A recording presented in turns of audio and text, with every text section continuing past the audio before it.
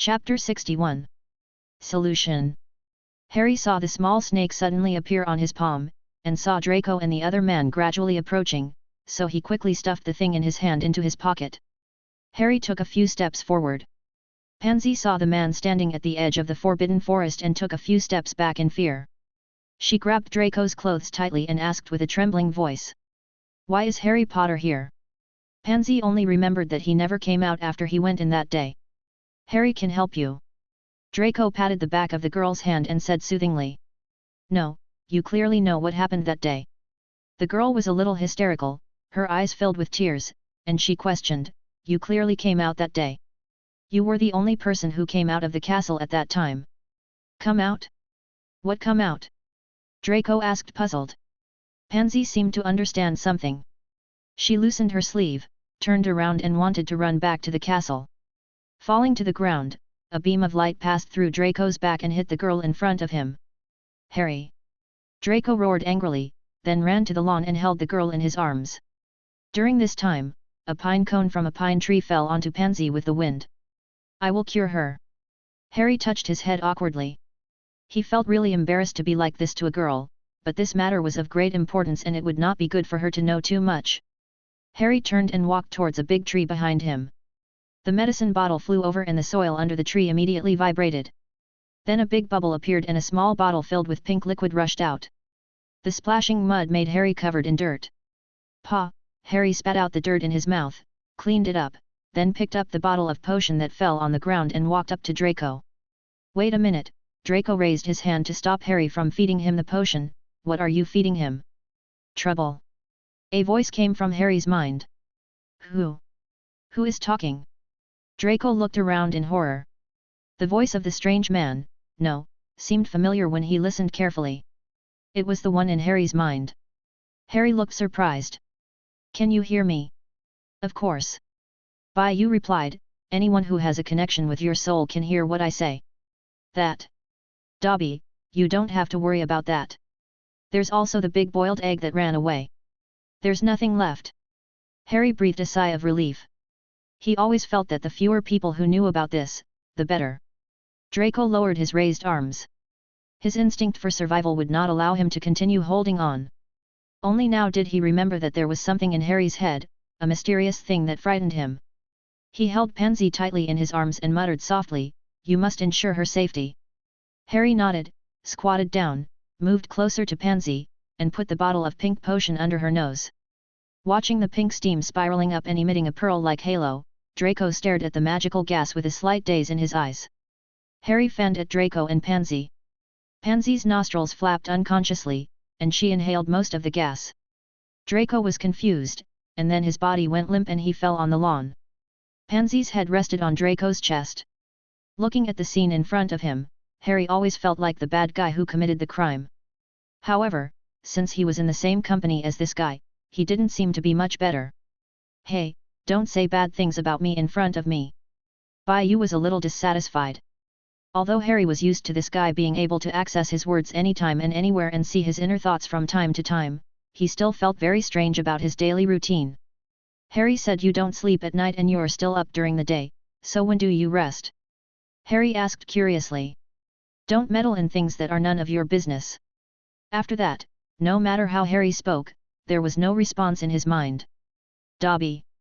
Harry called out, and an elf appeared after searching for a while. "It is an honor to serve you, my master."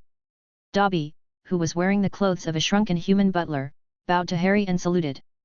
"Put these two people in their dormitories separately, and then let Snape pick you up." Dobby scratched his head, his big eyes full of confusion, but he did it anyway. Walked up to the two people on the grass, took one of them by the hand, and disappeared from Harry's sight in a snap. "The magic of the elves is amazing!"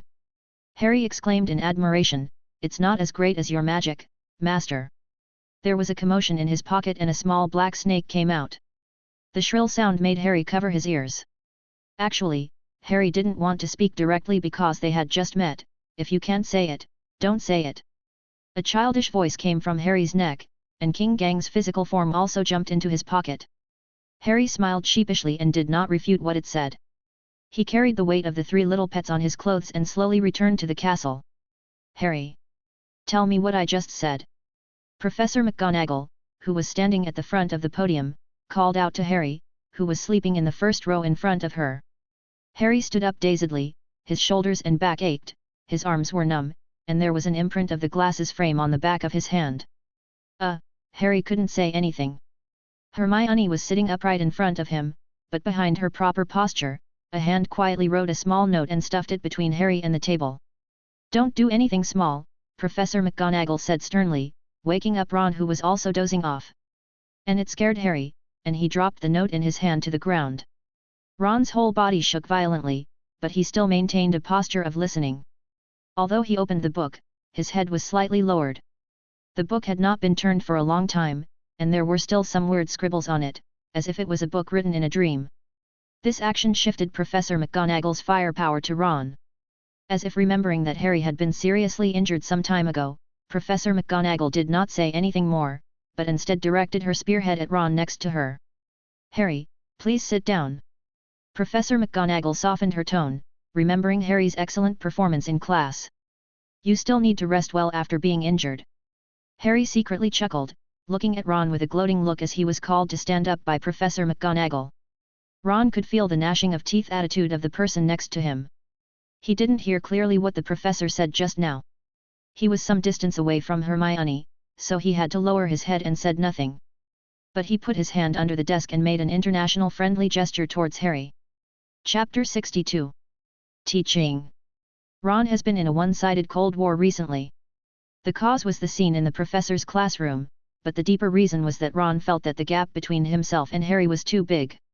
In front of such a dazzling Harry, Ron always felt a little inferior when walking beside him.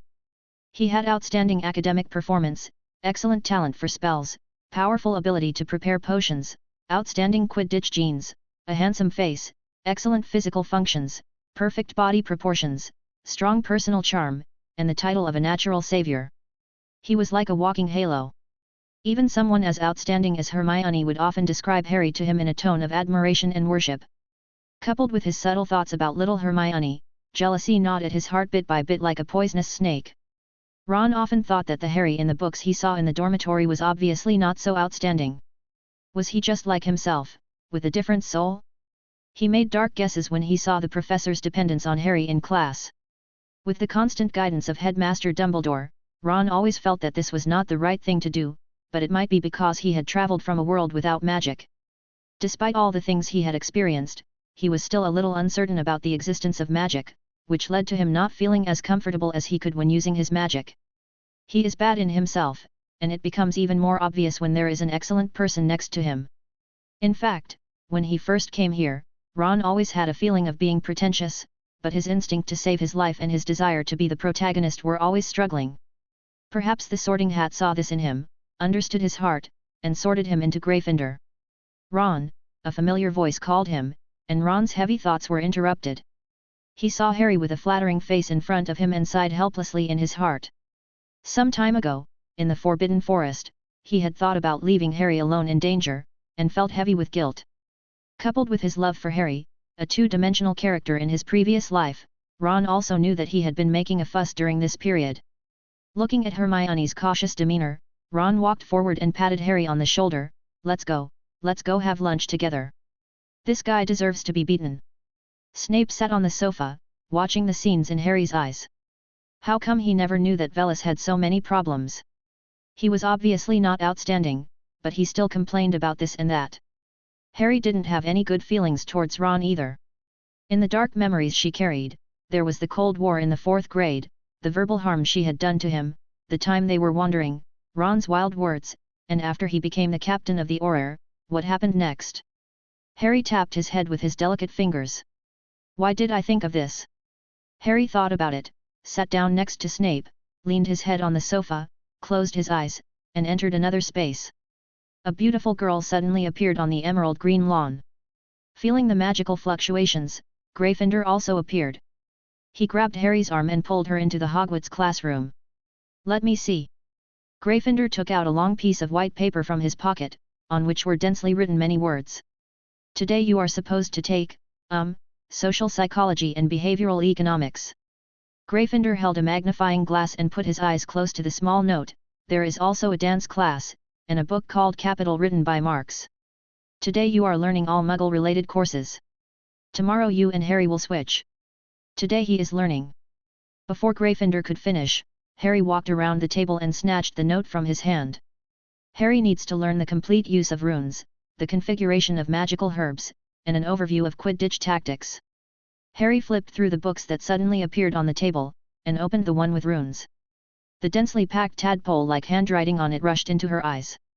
She felt as if she had taken a sleeping drug, and her head immediately became dizzy. Forget it, forget it. You should let Harry continue studying. I won't have to deal with this kind of shit. Harry picked up the thick, dusty book and threw it on the table with disgust. She sat down with peace of mind and opened Das Kapital, which was as thick as a brick. Surplus value, labor productivity, socially necessary labor time, and all those incomprehensible formulas, Harry suddenly fell on the table, his head hitting the desk, his arms stretched limply on the table. Why do we have to learn these? Harry opened his emerald eyes wide, his thick eyelashes fluttering, staring pitifully at the standing Gryffindor. Can I not learn it? Or you can let Harry learn all of this. Gryffindor ignored the girl's plea for mercy. When he heard the elegant footsteps, his expression brightened. He quickly walked to the front of the classroom and opened the door. An elegant lady was standing at the door with a kind expression and elegant temperament. After seeing Gryffindor's actions, Harry realized that her teacher was about to arrive, so she sat upright, posing like a dignified lady. He also smoothed the hair that had just fallen and tucked it behind his ears. Hello, teacher. Seeing the dignified lady walk up to the podium, the rose given by time made her look more beautiful. Harley stood up, bowed, and greeted her sweetly. Well, good. Let's get to class now. Harry resigned himself to his fate and threw himself into the intense and exciting learning activities. Gryffindor consciously retreated to the door and closed it quietly. At this time, a man in a suit with a refined temperament walked over, with the gift of years deposited on his body. When will my student arrive? It must be almost time for his class. The man spoke, with a convincing aura as soon as he opened his mouth. Gryffindor nodded respectfully. He looked at the man in front of him who had made great achievements in the Muggle world. He was extremely impressed after seeing his deeds. I'll call Harry over right away. You go ahead. I'll definitely talk to him. After hearing this promise, the man turned around with satisfaction and walked quickly to the classroom in front. Gryffindor was a little anxious. This shouldn't have happened. Harry should have come in by now. His figure suddenly disappeared and he arrived in a mysterious space. He gently tapped a character in front of him and said, Harry, Harry, it's time for class. Find a place to sleep and come to class. The Gryffindor heard no response. Chapter 63. Arrive. Harry and Ron walked side by side through the narrow corridor and the crowded crowd. Hermione followed behind them with a book in her arms, looking at the two people in front of her who had reconciled, with a smile on her face. Well, who is this? Harry looked at the girl who stood out and seemed a little out of place in the noisy crowd. For some reason, her black and smooth hair particularly attracted his attention. Harry approached. Oh, this is a girl from Ravenclaw. Hermione answered from behind. Many people say that this girl behaves strangely, is withdrawn, is immersed in her own little world, and is not good at communicating with others. She was still standing on the table when we were given detention by Professor Snape, Ron added, and although he was in the center of the crowd, he accidentally glanced at the special girl. Oh, so that's it. Harry thought about it carefully and felt that he had seen her somewhere before. Let's go. Ron patted his shoulder. If you don't leave now, we'll only be able to eat the remaining dessert. Well, here we come. The black-haired girl looked at the trio passing by her and smiled gently. Today's lunch tastes pretty good. Harry wiped the greasy corners of his mouth with tissue, and Ron beside him handed him a glass of juice. No, thank you. Harry smiled shyly, I'm going back to the dormitory for a nap. Do you want to join me? No thanks. Hermione shook her head and shook the book in her hand, indicating that she had to go into the classroom to review her textbook first. What about you? Harry turned to look at Ron. Ron looked struggling, even though he didn't want to fight so hard. Besides, he had just reconciled with Harry, and now was the time to repair the rift between them. But he also understood that if he did not find his own meaning and become strong, sooner or later problems would arise between them. He wanted to be able to stand shoulder to shoulder with Harry.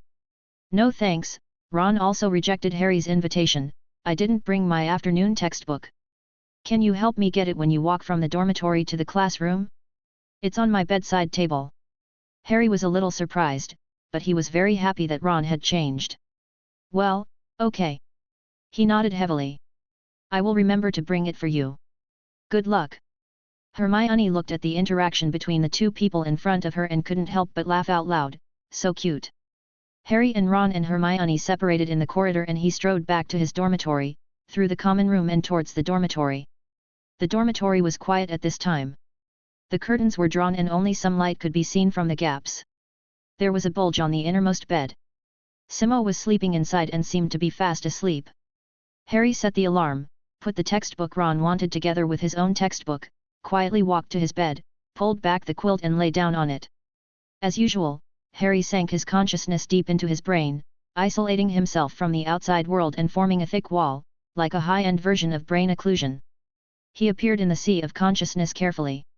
During this period, Bayou did not set up any defenses against him, so he could come and go freely, and they returned to their old way of getting along.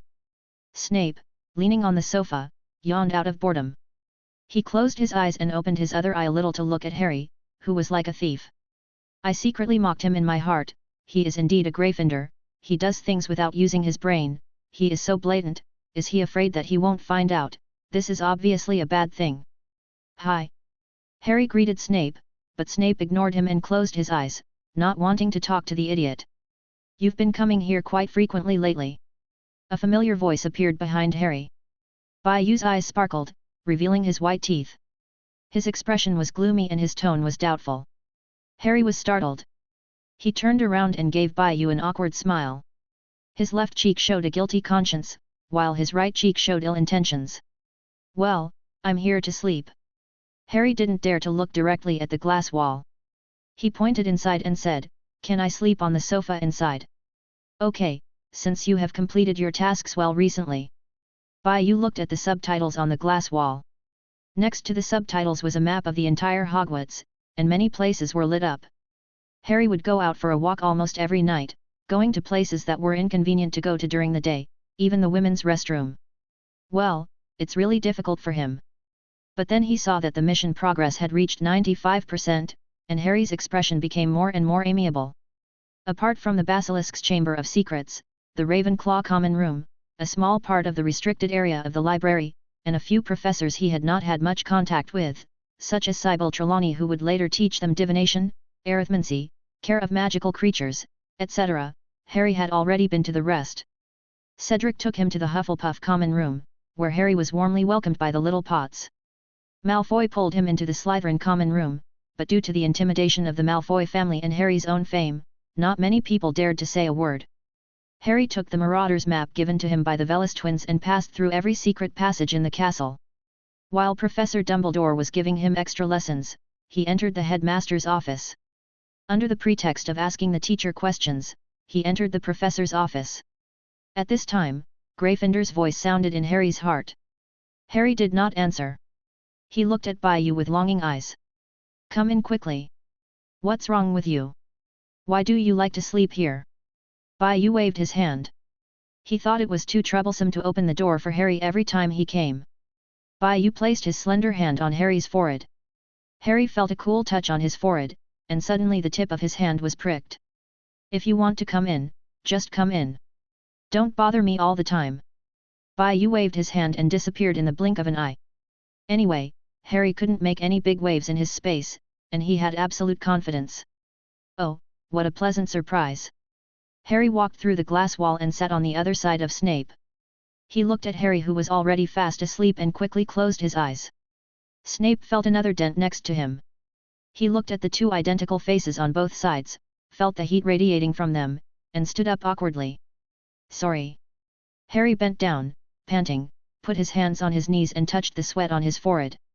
When he was teleported to the Black Lake, he felt that he was almost late, so he ran into the castle.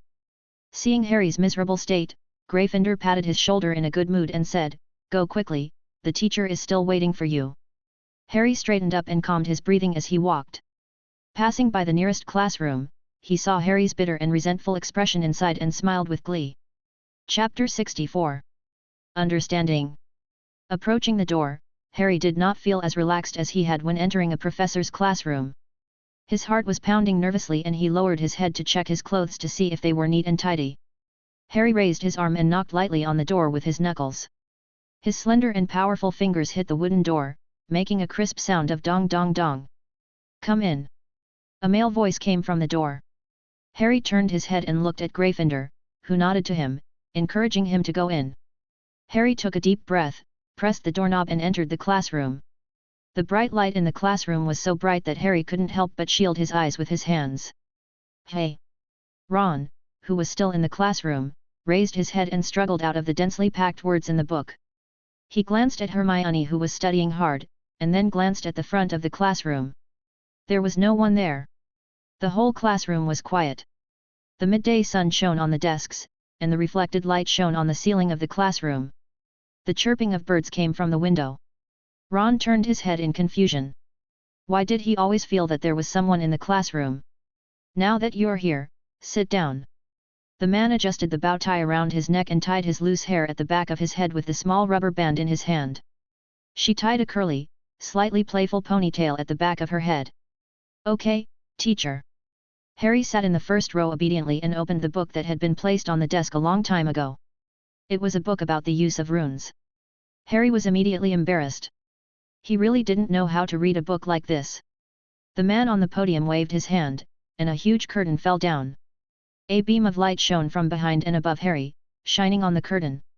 "I told you about some of my experiences last time." The elegant and slightly artistic teacher began. "Yes." Harry thought of the shock he felt when he first heard about this experience. If it wasn't for chance, he might not be able to meet such a big shot even as the savior. How could he trace back a dead soul? Even Dumbledore couldn't do it. "Before I died, I was born in England, went to Eton School, and graduated from Cambridge University. I was an economics expert and had published some theories that made a slight contribution to the economic development of the world as a whole." The man said modestly. Harry, however, was already familiar with this man. When he was a child, he didn't know how great Eton School, which was praised by his Aunt Petunia, was. It was not until he grew up and travelled around that he realised that the British aristocracy, members of the royal family, and children of business tycoons were almost all the elites in Britain. As for those theories, Harry had been cramming Muggle history for some time, and he knew them very well. Decades ago, this man's theories saved the United States from disaster, and it has also become the guiding ideology for many countries to carry out macroeconomic construction. Such a great man is now his teacher. However, teaching him economics is okay. Harry looked at the book in his hand. Why does it feel like it is not suitable for his major? The man smiled, as if he saw the doubt in Harry's heart. "After I died, Mr. Gryffindor found me and brought me to this sacred land." The man looked around with a little awe. "I never knew there were such a group of people in the world. I put 100% of my energy into learning here, madly absorbing knowledge from another world. I thought I had understood the whole picture of the world, but I didn't expect that I was still a frog in the well." The man looked at Harry seriously. "I already understand the situation of the whole world. I don't want us to be food in someone else's pot." Harry felt a heavy burden on his shoulders. He nodded seriously, his eyes full of determination and perseverance. The man glanced at it with satisfaction. "Because my brain works well, so." He stretched out his tone and continued with a little pride, "I have basically mastered the existing magic in the wizarding world and most of the runes." He paused and said with a sigh, "This is really interesting. It is completely different from the economic theory that I am good at." Harry felt a little ashamed. Look at him, the genius is indeed a genius. "Now, let's start the class." The man ended the small talk and began to instill his understanding of runes in Harry. The essence of words is expression. It can be called runes, English, or Chinese. There is nothing special about it. It is just a convention that allows people to understand each other, just like painting, music, and film and television. Harry's face was full of confusion. How could these two things be connected together? The man explained, "All four have one thing in common, which is to express feelings and understand each other. You can understand what the other person is saying through words, mobilize your emotions through music and movies, and understand the author's emotions or express your own emotions through paintings. It's just that the carriers are different, just like finance. The man smiled gently, and he produced a gold coin out of thin air and held it in his hand. Why is gold coin wealth? Is it just because it is a precious metal, easy to carry, divide, and store? Not just that, but in the long-term historical development process, people have agreed to use gold coins as their own form of value preservation. This is a kind of default. Gold coins have achieved something that everyone recognizes, so they have become wealth. So the key is understanding, the understanding of words, the understanding of music, the understanding of paintings, and the understanding of wealth recognition are all the same. Harry opened his mouth wide, his eyes full of surprise, as if he saw a new door slowly opening to him. And now, the understanding between people has been replaced by people's understanding of magic and nature. People's understanding of magic has condensed into mysterious patterns, and then they can communicate with magic, thereby controlling and using magic. Harry shuddered at this, straightened his back, and stared into the man's eyes intently. Professor, I understand that people understand each other, but why can people understand magic? What is there to understand about magic? Harry asked. Then how do you normally cast spells? The man asked. Harry frowned, thinking carefully about the process of casting the spell, which was to feel the energy in his body, and then recite the spell and it would come into being. Harry took a deep breath. Something as ordinary as this was not something he would dig into the details of. Your body can store, absorb, and transform magic. This is the understanding of magic that is engraved in your genes as a wizard. Muggles cannot bear magic because their bodies cannot understand it. And a wand not only enables magic to be better exerted, it also builds a bridge of communication and expression between magic and the form of the spell you want to cast. The man raised his wand on the podium. Hold it up in front of you. Harry seemed to have some feeling. In the past period of time, he had used his own eyes to see the flow of magic in Hogwarts Castle. Sometimes when he was obsessed, he felt that it was a kind of art. One day, when he went to the dining table in the kitchen and tried to memorize the magic patterns carved on it, he actually had the illusion of looking at an abstract painting. Harry seemed to understand somewhat what the professor was talking about. Chapter 65. Practice. The classroom gradually became full of people, and the sounds of noise, playfulness, and fighting could be heard everywhere. Ron poked Hermione next to him. Why hasn't Harry come yet? Hermione spread her hands and put on a helpless expression. I don't know about that either. The bell for class rang, and Professor Flitwick dragged his shorter body to the podium and stood on the stool. Please open your books, and we will start the class now. Ron looked at the empty desk in front of him, feeling a little embarrassed. At the same time, he was also a little worried about Harry, because Harry had never been late for class before. Sorry, Professor, I'm late. Harry hurried to the classroom. He was so engrossed in listening to the lecture in that space that Snape noticed the time and woke him up. Harry's face was flushed and he was panting. There was a crystal-clear spot on his forehead. His emerald green eyes looked as clear as if they had been washed by water. He put one hand on the door frame and bent slightly. A black backpack was hung on his other shoulder. Come in, kid. Professor Flitwick did not make things difficult for Harry. He let his favorite student in with a kind look on his face. Ron heard a sudden whisper from below, he is worthy of being the savior. Even the teacher doesn't deduct points for them for being late. The voice was filled with some disdain and jealousy. Ron was very unhappy after hearing this. He turned his head sharply, trying to find the person who was talking behind him. Here you go. Sorry I'm a little late. Harry walked over and sat next to Ron. Then he rummaged through his black backpack, took out a book and handed it to Ron's desk. Ron forgot about the idea immediately after being interrupted by Harry, and turned back to open the book. Oh, no, thank you, good buddy. Professor Flitwick said after seeing the audience quiet down. Open the Standard Book of Spells, Elementary, page 36. Today we are going to learn the spell of imprisonment, which is derived from the Latin incarcero, to imprison. Its function is to shoot a rope from the tip of your wand to tie up an object. Having said this, Professor Flitwick floated aside, turned the podium in front of him into a dummy made of the same material, and moved it not far away. I'll show you how to do it next. Quick imprisonment. A beam of light shot out from the tip of the professor's wand, and then turned into a thick hemp rope and tied to the dummy. The movement was swift and the force was strong.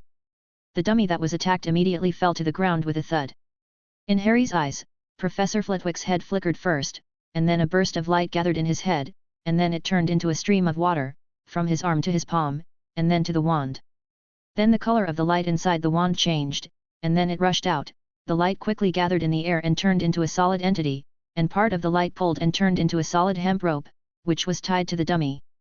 For the first time, Harry understood the spell-casting process so clearly. There was a burst of exclamations from the little wizards below. Wow! Professor Flitwick looked at the scene with satisfaction. Everyone, pay attention, the spell is quick imprisonment. Come, read it with me. But in the following time, Harry had to recite the spell over and over again with the young wizards who had just learned spells, and then have his pronunciation corrected. Harry lowered his head and yawned slightly. At this time, Gryffindor's mocking voice came from his mind. How do you feel? Are you very happy? Harry sighed helplessly. This kind of course was just a waste of time for him now. It wasn't that he was disrespectful to the teacher, nor was it that he was arrogant, but for someone who had been an Auror for many years, and had gone through so much at Moody's hands after years of crazy training, taking these classes now was indeed a bit. Thinking of this, Harry decided to ask the professor for exemptions so that he could have more time to learn more things he didn't know. While Harry was distracted, the professor had already started having the students practice this spell. He asked them to work in pairs and try to cast this spell on each other. The classroom suddenly became spacious. The stools and tables where they had just sat disappeared. The professor's podium rose to the front, and the classroom became a circular depression. The little wizards walked on the wooden floor in pairs. Oh! Harry was awakened by this sudden change. He looked at Ron and Hermione who were already paired up next to him, and glanced at the little wizards around him. Hey, sorry, Harry, I called you just now and you didn't respond. Hermione said in a low voice. Ron came over and patted Harry on the shoulder. Come here and help us take a look at the gestures, tone, and posture when we cast the magic wand. What's wrong with it? Ron chuckled and pulled Harry over. Well, then you guys start. Harry walked between the two people. Cast the spell on me first. Ron and Hermione had no doubt that Harry could do it. Based on past records, even if Harry dozed off, he was still the best among the first-year wizards. Then I'll go first. Ron adjusted his mentality and was eager to try, quickly imprison him. A beam of light rushed out from the tip of Ron's wand, but as the distance increased, it became thinner and smaller, and even when it reached Harry, it bent down and hit the ground in front of Harry's heels. Ha ha ha ha. After seeing this scene, the smile shifted from Ron's face to Hermione's face. The little girl bent over with laughter, and her loud voice attracted the attention of everyone around her. Ron's face turned the same color as his hair, and smoke came out of his ears in anger. Harry couldn't help laughing. He tried hard to close his cracked mouth, but judging from the increasingly dark expression on Ron's face, this effort was not very effective. It's the swift confinement. Harry noticed the mistake in Ron's spell. Well, Ron scratched his head. It all felt the same to him. Okay, I'll try again. Ron reminded Harry in case the spell from his wand accidentally hurt Harry. Quick confinement. This spell was better than the last one, but it only caused a small bright spark to fly on Harry's wizard robe, and then a rope as thin as a hair stuck to Harry's clothes. Ron covered his face and turned his back. When he saw that other little wizards couldn't even conjure up a rope, he immediately became happy again. It seems that my talent is still good, he thought secretly in his heart. Let me try, Harry. Hermione called Harry and Harry nodded to indicate that he understood. Imprison him quickly. The little girl's voice was clear and accurate. A beam of light shot straight at Harry. Harry took a light step to the side, and the beam of light hit Ron, causing him to take a few steps forward. Who is attacking me? He turned around and looked at Harry who was smiling at him with a smug look on his face, and the little girl who turned her head away, and gritted his teeth. There's still room for improvement. Harry raised his eyebrows. When he was about to say something else, Professor Flitwick came over. Chapter 66. Approval. Oh, how's your practice going here? The professor stepped on a floating stool, floated over, and adjusted it to the same height as Harry. This voice stopped Hermione from taking a step forward. It's fine. Harry felt a little guilty when he thought about how he had just been naughty. Harry, come and try with me. Professor Flitwick said. He always wanted to teach more to outstanding students. Okay, Professor. Harry nodded and stood opposite the professor. The noisy little wizards around him quieted down. It was time for the professor and Harry to practice sparring in each class. Although some people would serve as demonstrations, generally speaking, they did not practice as many times as Harry did. Quick confinement. Harry cast the first spell of this lesson, accurately, neatly, quickly, and standardly. A hemp rope as thick as an arm rushed towards Professor Flitwick. Harry opened his eyes and tried to mobilize and communicate with the magic power around him and use it for his own benefit. The man's words were still vaguely ringing in his ears. He immediately untied the hemp rope, which was reduced to half the width of his arm. The rope exuded the luster of leather, became soft and elastic, gathered into a ball, and rushed towards Chiaozu. Professor Flitwick looked at the rope that suddenly changed with amazement. What an amazing child, he had mastered a spell to such an extent. Even many adult wizards could not do that. The professor waved his arm lightly, and the ball of rope immediately flew away and changed direction. The little wizard next to him let out a cry, feeling sorry that Harry did not hit the professor. Harry smiled slightly, with a teasing look in his eyes, and took a look at the hemp rope flying into the sky. Oh, the professor noticed the expression on Harry's face.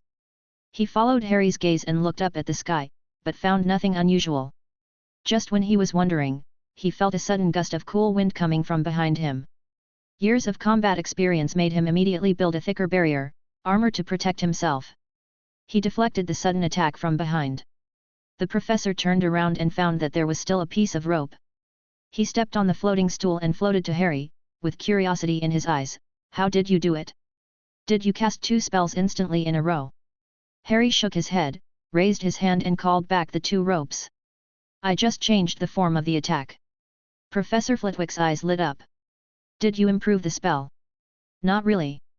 I just changed the expression of the spell to what I wanted. Harry thought about what had just happened. In that ball of magic, one ball turned into a rope according to his wishes, and the other ball disappeared and floated behind the professor. This is the first time someone has made this kind of improvement to a spell. The professor moved closer to Harry's face, as if he had discovered this great treasure for the first time. Originally he only knew that Harry was good, but he didn't expect him to be so good. Hermione opened her mouth wide, and her white teeth could be seen clearly. Ron opened his eyes wide, and he was once again sure that Harry was indeed cheating. The world he traveled to was definitely a fan fiction with Harry as the protagonist. Neville huddled behind the crowd, looking at Harry, who was standing in the crowd shining brightly, with caution and envy. The rest of the time was spent in discussion. Harry looked at the looks from the people around him. He touched his arm and felt that he should have concealed himself just now and should not have shown off his strength in public. What happened in the charms class quickly spread throughout Hogwarts, and the number of Harry's fans grew exponentially over a period of time. And our protagonist, who was serving the principal in bed, rode on this wind and headed towards the principal's office. I'd like to ask you for permission to skip classes. Harry looked at the old man whom he hadn't seen for a long time and thought about what had happened in the past few days. He felt inexplicably guilty. Dumbledore leaned back in his chair with a smile, stroking his beard with one hand and placing the other hand on the table, flicking his fingers casually. Dumbledore also heard the recent rumors in the school, and he knew more details. He once talked to the professors who taught Harry and found that Harry's level was far beyond that of a first-year wizard. He actually knew Harry's strength from training before he went to school. But if he didn't go to school, Dumbledore hesitated, but finally decided to let Harry enjoy the life that a normal little wizard should have. He still had too much to bear, and he didn't even have time to relax. Dumbledore lowered his head slightly and thought carefully. Looking at the silent headmaster in front of him, Harry felt a little uneasy. He thought he was exposed. While he was thinking about what excuse to use to go out, Snape came in. The man, wearing a loose black wizard robe, his hair was still greasy as always, and his face was expressionless as he walked into the office. He looked at Harry standing aside, a trace of impatience flashed across his face, but in his heart he was begging for mercy. I'm sorry, Master, I didn't mean to be like this, I just wanted to maintain my character, yes, to maintain my character. Snape comforted himself and put his mind at ease, then looked at Dumbledore with urging in his eyes. Dumbledore understood what he meant. Well, yes, you just need to find a professor and pass their assessment, then you don't have to attend classes for this year. Harry's mind had already drifted to Snape next to him. He didn't know whether his disguise was good or not, but from the first glance he had just gotten the professor's true essence. Dumbledore's words penetrated Harry's mind, giving him great surprise, and giving him more time to do his own things. "Okay, thank you, Headmaster." Harry smiled gratefully at Dumbledore. Harry glanced at the headmaster, then at Snape who was standing next to the tree, then turned around and was about to leave. He brushed past Snape in the middle, and then he felt something inside his sleeve. Harry's heart tightened. Why was he doing this kind of trick in front of Dumbledore? Was he tired of living? Besides, they have so many opportunities to meet each other normally, why should they force it on him at this time? Harry froze in place for a moment, not knowing how to react. Dumbledore, who was sitting on a chair, saw the interaction between the two people. Oh, he became interested. This kind of communication seemed like they didn't want him to find out, but also seemed like they wanted him to find out. What on earth were these two guys planning? When did they make up? Dumbledore was truly happy for Snape at this moment. He could see the price Snape paid. He had locked himself up in high walls for so many years, completing one dangerous mission after another, but what he had done was not understood by others. His colleagues were the best example of this. Harry took another step forward. This decision made sweat ooze out of his palms. He didn't know how to explain his staying here. This unstable factor was always a bomb. It seemed that he had to find a way to complete the mission and release the real professor. Chapter 67. Memories. Harry walked out of the principal's office and asked Bayou in his mind, what kind of person is this person? No one answered, so Harry kept silent and stopped asking, because he knew that if he didn't want to tell him, he wouldn't say a word. Harry finally felt relieved. He no longer had to worry about the daily class schedule and could devote himself to the study life he had planned. Let me think, which professor should I find first to take the final exam, and then approach those professors who don't teach him courses. In this way, the exploration mission can be completed, Dumbledore will not be suspicious, and I will have an excuse to enter and leave the professor's office in front of other students. Harry thought to himself that Bayou had seen Harry's detailed plan and that they were temporarily on the same front. He said, I don't know where that man came from, nor do I know what forces are behind him. I just know him. But Harry didn't believe it in his heart. If they had just met, how could he listen to him and cause trouble in Hogwarts? Harry took out the note from his sleeve, which said that a strand of Snape's hair was needed for disguise. Harry just remembered this matter. It seemed that Snape had told him about it before erasing Pansy's memory, but why didn't he mention it when he had been in his office for so long? Harry had no idea of the inner struggle Snape was feeling at the time. Snape had no doubt about his master's memory, and he would never think that Harry had forgotten this matter. He dared to ask Harry for the hair in advance before the transformation time came. Seeing that Harry did not give it to him later, he thought that Harry knew the time limit for his transformation and did not mention it again, just to warn him not to think about it. Snape persisted until the last day of transformation. He did not doubt the correctness of his master's behavior at all, and only thought that his own behavior was offensive. It was not until the deadline that he spoke to his master again. Harry knew the seriousness of the matter. If he didn't give it to Snape, he would be exposed.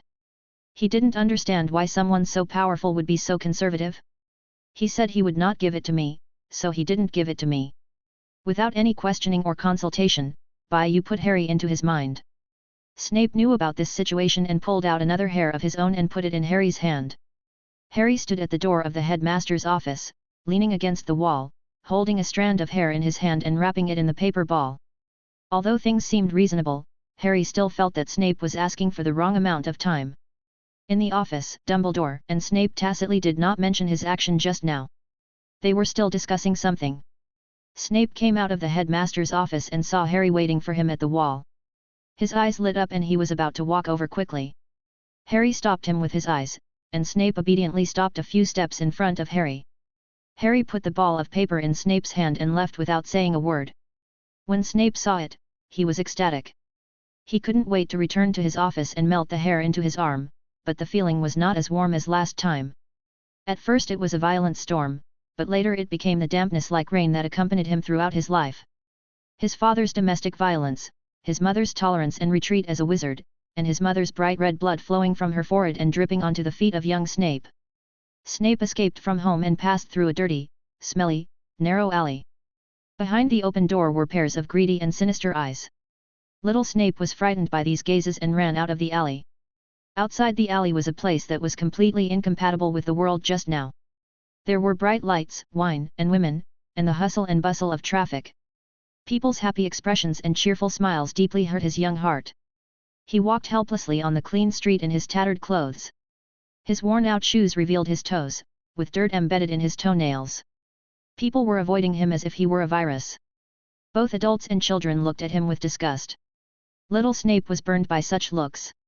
He quickly found a secluded and quiet corner, curled up under a tree, and licked his wounds quietly like a young animal. It is a time that no one knows about. Boom!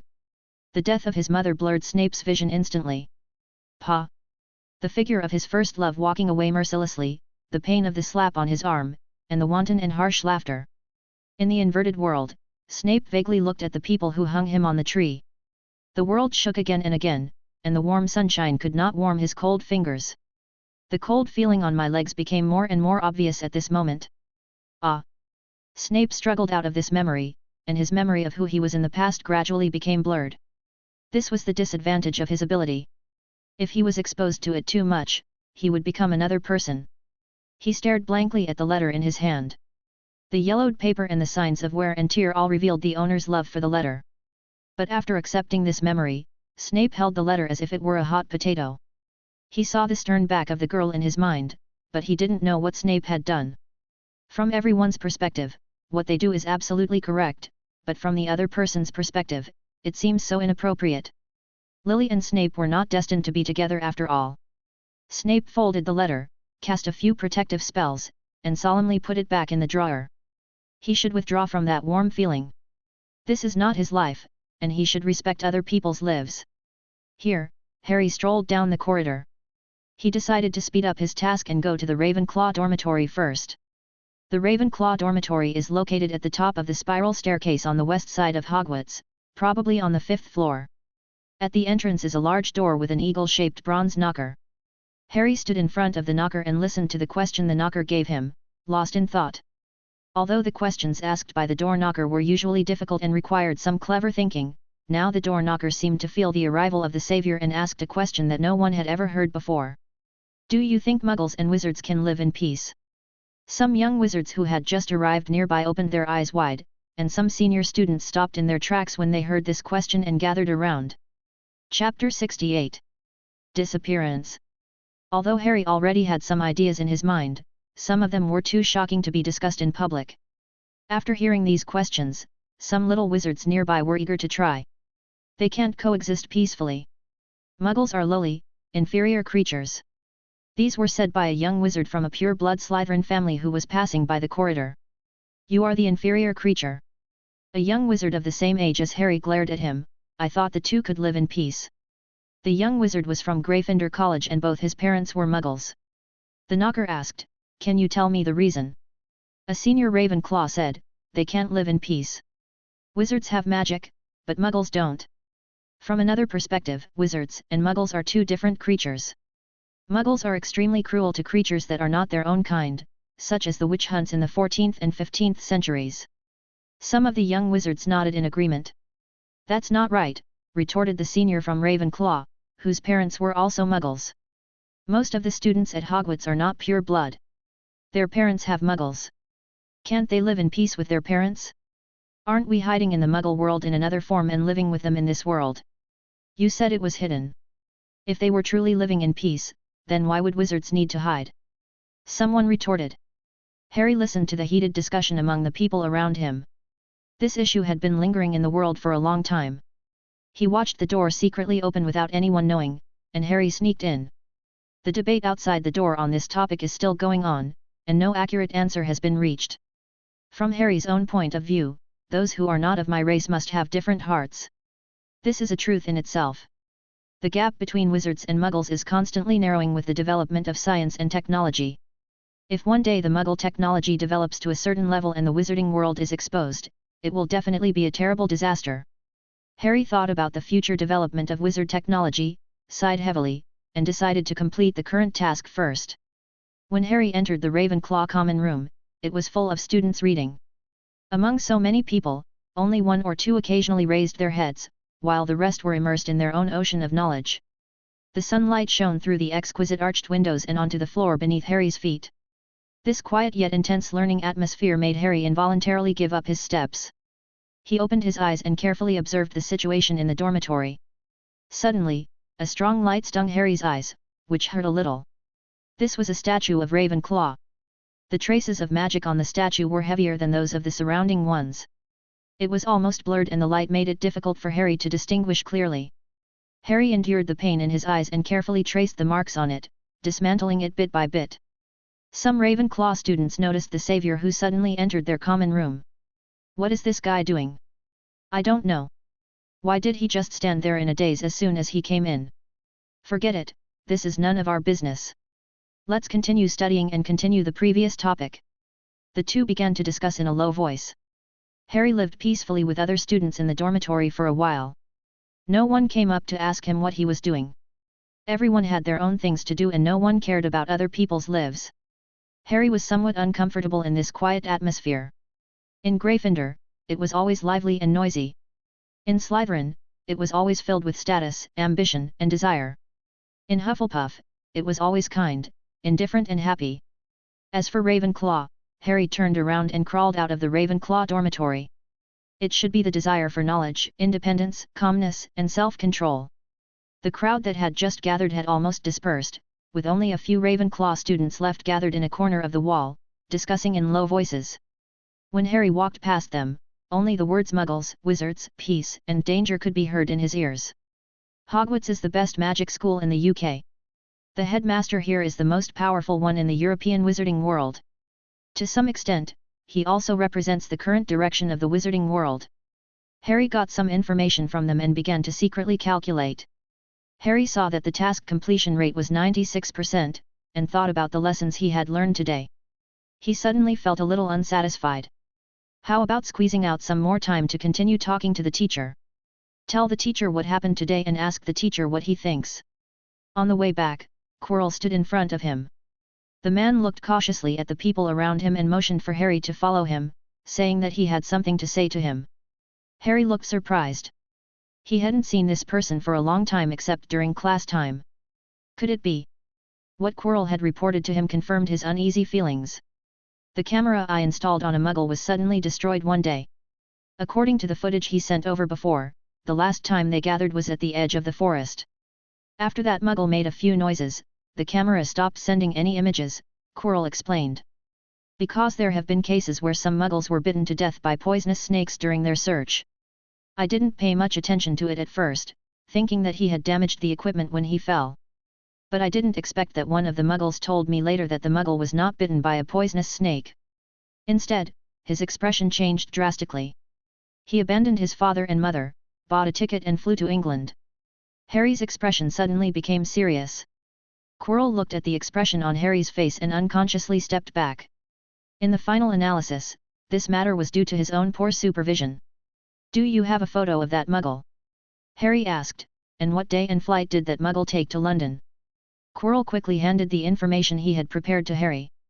"It's uncertain when he will fly to London.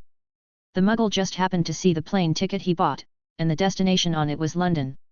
Harry was silent for a long time, and then asked by you in his mind, "I once absorbed Voldemort's soul.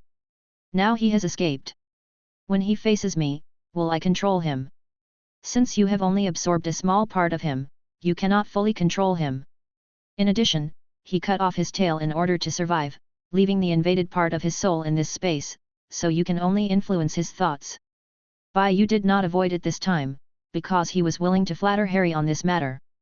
Oh, are there still fragments of Voldemort's soul in my head?" Harry was a little curious. Why had he never seen it in his sea of consciousness? "Don't you know it yourself? There was a piece of that guy left in your brain, and now it has merged with the original one." Hearing this, Harry touched his heart which had begun to beat violently, and tried to calm his heartbeat. Chapter 69. Request. Quirrell looked at Harry sitting in his seat, his finger resting on a page of information, motionless. Quirrell stood on tiptoe, trying to see what was on the inside pages, which made his master think for a long time. His action woke up Harry, who was deep in thought. Harry glanced at him lightly, and Quirrell immediately stopped moving. You continue to investigate this matter and see if you can control the members of the Muggle Airlines and ask them to find out this person's itinerary," Harry ordered. Then, as if remembering something, he stood up, walked to the door, bowed slightly, and watched Harry leave. "By the way," Harry turned around, "I have applied for exemption from all courses this semester. Please give me some questions sometime." Quirrell bowed even deeper, with a respectful look on his face and a slight smile on his lips, and buried his head deeply. In the next few days, Harry would tell the professor about his request after each class. In the Transfiguration class, when most people had left, Harry walked up to the podium against the flow of people and said, "Professor, I would like to apply for exemption from the Transfiguration class this semester." Ron and Hermione walked to the back of the crowd. When they passed the classroom door, Ron asked Hermione next to him, "Do we really not have to wait for Harry?" Hermione spread her hands indifferently. "If you want to wait, you can, but you have to remember that our next class is with Professor Snape." When Ron heard the name, a trace of fear and hesitation appeared on his face. "Forget it. I believe in my good friend. He will handle everything." Ron pulled the strap of his school bag and caught up with the girl who had already walked several steps. Professor McGonagall obviously knew about this. She recalled some of the comments in the school and Harry's performance in class. It was excellent, but could he be too impatient? Professor Cat expressed deep doubts. Looking at Harry's calm eyes and thinking of his past deeds, this was obviously not something a first-year wizard could accomplish. Professor McGonagall hesitated. Harry saw the professor's hesitation, and in order to finalize it as soon as possible, he opened his eyes and gently waved the wand in his hand. In silence, the podium that the professor was leaning against turned into a peacock with white feathers. The support of one of Professor McGonagall's arms suddenly disappeared. She tilted her body and looked in surprise at the animal that suddenly appeared in the classroom. The peacock raised its head proudly, shook the feathers on its tail, and then stood there motionless, with a dull and lifeless look in its small eyes. Although Harry's transfiguration was far from what Professor McGonagall had shown them in the first class, being able to possess the habits, form, and soul of an object, and being able to turn dead objects into living things with some animal movements by a first-year wizard was already amazing. Harry thought about the content of the first-year transfiguration exam in his previous life, which seemed to be about turning matches into silver needles. He looked at the peacock standing there, and then at Professor McGonagall who was silent, wondering if he had overdone it. Professor McGonagall's eyes lit up and she stared at the little boy who was much shorter than her. She looked at the fluffy, soft black hair and the two cute rings on his head, and for a moment it was like she had seen a treasure. "Your practical part of the final exam is now finished, and you did very well." Professor McGonagall's tone was full of admiration and praise. "As for your theoretical part, it will be scheduled for next weekend. During this period, I will give out a test paper. You must prepare well. Sometimes practice and theory are two different parts." Professor McGonagall reminded kindly. "Thank you, Professor." Harry smiled happily. He seemed to see his leisurely study life, without having to run back and forth between classrooms and corridors, nor worry about when he would be late, and without having to do homework. Thinking of the several feet-long paper that Professor McGonagall had assigned after class, he grinned in embarrassment. "That paper." Harry said these words in a negotiating tone. Although he had many responsibilities, was extremely capable, and mentally mature, homework was something that no one would like no matter what age. This reflected the teacher's extreme distrust of his own teaching ability. "Oh, Harry, you still have to do your homework before you graduate." Professor McGonagall flatly rejected Harry's request, but it was the first time she saw Harry show the childishness and distress that was consistent with a child, and a faint smile appeared on his serious face. "Excuse me for reminding Mr. Potter." Harry looked at the expression on Professor McGonagall's face. "It seems that this great savior has forgotten the lessons of his poor old professor." A sarcastic voice sounded in his mind, and Harry shuddered. After thanking Professor McGonagall, he turned around and hurried towards the potions classroom. Even though that Snape didn't have the courage to do anything to embarrass him, the one in his mind was always watching him, and would make some touching remarks from time to time to remind Harry of his current situation. Besides, in Dumbledore's eyes, there was no sign of reconciliation between Harry and Snape. Snape would still be punished and ridiculed, but to a lesser degree. No one knew where Snape came from. Although Harry obeyed his orders now, the loyalty without roots made him feel uneasy. Ron and Hermione huddled cautiously in the back rows. They looked at the Slytherins in the other side of the classroom who were looking a little smug and proud, and then looked at Draco who had come over to sit down. They felt a headache for a moment. Why hasn't Harry come yet?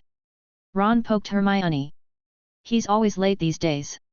He's been sleeping a lot longer. Ron thought of his roommate, who seemed to have been drained of all his energy every morning when he was woken up, and who slept soundly during his nap, but Harry's performance in class was still unstoppable. Hermione was immersed in the book. She was flipping through the knowledge she had learned before and muttering to herself. She originally wanted to sit in the front rows, but Ron didn't want to, and kept pulling her to the back. Hermione remembered the professor's sarcasm during class and the indiscriminate attacks no matter where she sat, so she finally chose to compromise. She slammed the textbook in her hand shut, looking angry as if she remembered something irritating. She pulled Ron's ear down, avoided Draco who was very close to them, and whispered, "I really think Professor Snape is so unfair." Draco watched the two men's actions, and then looked at the old professor standing behind them, his black wizard robe draped over him, fluttering in the wind. Draco pursed his lips, and when he was about to say something, he saw the professor's face as black as ink, and in the end he could only pray for them in his heart. Chapter 70. Teaching. As soon as Hermione finished speaking, she caught a glimpse of Draco's strange expression. The refrigerator behind him reminded her of his presence all the time. The little girl shuddered, her cheeks flushed, and she covered her face with her fluffy and messy hair and buried her head. The classroom suddenly became quiet, and the eerie silence spread throughout the class like an infectious disease. Only Ron didn't feel the unusual atmosphere. He said in an unusually stubborn tone, "That's it, old bat." The loud voice was exceptionally loud in the quiet space. After hearing these words, the little wizards in the classroom sat up straight, looking over what was taught in the previous class and what they were going to learn in this class, trying hard to look like they were studying so that the professor's anger would not affect them. Ron's dull senses finally returned to his body. He turned around stiffly and looked up at that face. He turned back stiffly. Silence was the greatest torture for him at this moment. His heart was pounding. Even though he knew Snape was a good man, he couldn't bear to say bad things about him in front of him. In his mind, Ron simulated his own death countless times, being sent to heaven by the professor with a bottle of magic potion, or being punished to be locked up in the dark and gloomy forbidden forest, or killing toads and frogs in his office for days and nights. He clenched his fists tightly, and beads of sweat suddenly appeared on his forehead. Snape looked at the two little wizards in front of him and felt a little embarrassed. Logically speaking, these two people were good friends of his master, so he should let them go gently. However, if he did not punish them, their personalities would change too much and would be discovered by Dumbledore. He was silent for a long time, and finally chose to follow his character. However, he didn't expect that it was this silence, like a sword spinning over his head, that was the most torturous thing. Ron and Hermione spoke disrespectfully to the professor. Gryffindor will be deducted 30 points. Snape originally wanted to let them off, but when he saw the surprised expression on the face of a little wizard next to him, his heart tightened. Wasn't this punishment severe enough? I'll punish you with detention. Come to my office every weekend night to help me process materials. The two of you should walk to the front with me, and don't always sit in the last row. Snape was even more surprised when he saw the expressions on the faces of the little wizards. What? Wasn't this punishment enough? Isn't this punishment a bit too severe? Normally, the maximum is 5 points, right? A little snake sitting in the front whispered to another little snake, "Yeah, that's true, but why do you care about them? The worse the Gryffindors are, hee." Really? Just as Snape was about to speak again, Harry hurried in from the back door. He was surprised at the quiet atmosphere in the classroom, and then at Snape, who was standing not far in front of him without any movement, and for a moment he was unable to move. Because everyone's eyes and gaze were focused on him. Did I reveal something? This is really scary. Snape felt relieved as if he had seen a savior. He threw his wizard robe heavily, waved the wand in his hand, strode forward, closed the bright windows around him, and suddenly a curtain fell from the front and back of the classroom, revealing some words and pictures. "Now we start class." Snape's words helped to ease the atmosphere, and the weird atmosphere was suddenly broken by the rustling sound of turning pages. Hermione buried her head even lower, covered her face with her hands, and rested her head on the desk, like an ostrich afraid of seeing people. Tears seeped out from between her fingers, wetting her clothes drop by drop. Ron on the side seemed particularly relaxed. This kind of punishment was better than he had imagined. He remembered that in the novel, when they went on a night tour, one person was deducted 50 points. If it was 30 points, that person would only get 15 points. Ron also lay down. He was quite glad that the confinement was not in the Forbidden Forest. Harry was sitting next to Ron, looking at the two men's actions with a puzzled look. Draco came over and said with glee, "Your two friends are incredible. They dare to say bad things about them in front of the professor." However, Draco touched his chin. Although punishment seemed like the professor's usual style, why was he so polite when speaking? "Oh, don't worry, that person is just like this, he." Ron's comforting voice was interrupted by Hermione. Her eyes were red like a little rabbit. "Let's go to class first, and talk about these things later." Ron shut up, opened his book, picked up a pen and began to take notes according to the course materials on the blackboard, but he couldn't hide his discouragement.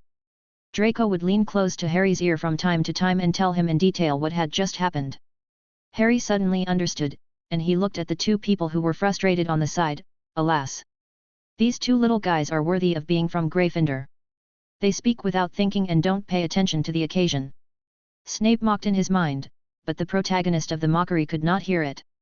"In this class, we are going to learn about the potion for treating boils. The courseware contains the formula and precautions. What are you still looking at? Hurry up and write these down." Snape on the podium acted very well and Harry watched with great interest. This man was such a good actor. He probably copied all the scenes from his memory of his past life. Throw dried nettles and ground snake fangs into the cauldron and stew together. Add the porcupine quills after turning off the fire. Be careful. If you add the porcupine quills while the cauldron is still boiling, the juice will dissolve the cauldron, emitting sour green smoke and a sharp hissing sound. Snape walked between the desks, turning behind the little wizard from time to time. The splashed liquid is corrosive and will cause dense red and swollen sores to appear on the body. Snape turned behind Neville again. "What are you doing?"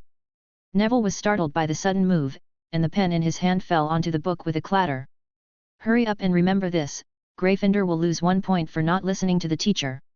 This Snape's acting was so lifelike that Harry couldn't help but grit his teeth. It must be said that this person has grasped the essence. No one who sees this performance will doubt that this person is a fake. Harry resigned himself to copying down everything on the courseware word for word. Although he was confident about other subjects, as for potions, Harry thought about how he relied on the Half-Blood Prince's book in his previous life. "Oh, you remembered it," Snape thought in his mind, "you really are a Gryffindor. You dare to use a spell you just learned from an unknown book on others." Harry said nothing. He recalled Draco's figure lying in the water in his previous life. The blood from his body flowed into the water, as if it would never stop. The pungent smell reminded Harry of this terrifying scene. He looked guiltily at Draco beside him, who looked confused. "Wait, where does that pungent smell come from?" Chapter 71. Roar. Harry noticed the light coming out of the tip of Seamus' wand in front of him. In his world, all traces of magical movement gathered towards that end, and it seemed that it was about to explode. Harry didn't know why Seamus was about to take out his wand while he was memorizing theoretical knowledge, but he knew that if he didn't stop him, there would be a small explosion in a small area of the classroom. The wand flew over, and Harry used silent casting, placed the wand under the desk and waved it quietly. With a whoosh, the wand flipped over from above the desk and snapped into Harry's hand. The light at the tip of the wand disappeared, and the smell gradually dissipated, but Seamus turned and looked at him with confusion and puzzlement in his eyes, and so did Harry. Harry made a few gestures to Seamus, indicating that he would talk to him after class. Seamus understood what he meant and nodded. A few young wizards nearby noticed something was wrong and stared up to see what was going on, but because Harry cast the spell too quickly, many people only saw something flash by, and the wand flew into Harry's hand in an instant. Draco, who had been paying attention to Harry, clearly saw the whole process of development. He also noticed that Professor Snape above seemed to be watching all this, but said nothing. Draco felt something was wrong. When it came time to prepare the potion, Harry and Draco formed a group and began to work together tacitly. They both had great talent for potions, their movements were standard and swift, and the potions they prepared were so effective that even Snape couldn't find any fault with them. As the mist rose, Draco looked at Harry's face. He looked focused, with a hint of thought between his brows, but this did not delay the movements of his hands. The piles of materials turned into standard shapes in his hands, and the timing of adding them into the potion was just right. Draco was absorbed in stirring the dry pot with his stirring stick. Suddenly, Harry's hand reached out and stopped him from continuing the action. Just stir counterclockwise 10 times here and it will be done. Feeling the warmth on his arm, Draco's cheeks flushed. Got it, got it. He felt ashamed for his distraction just now. He looked up and met Harry's serious eyes.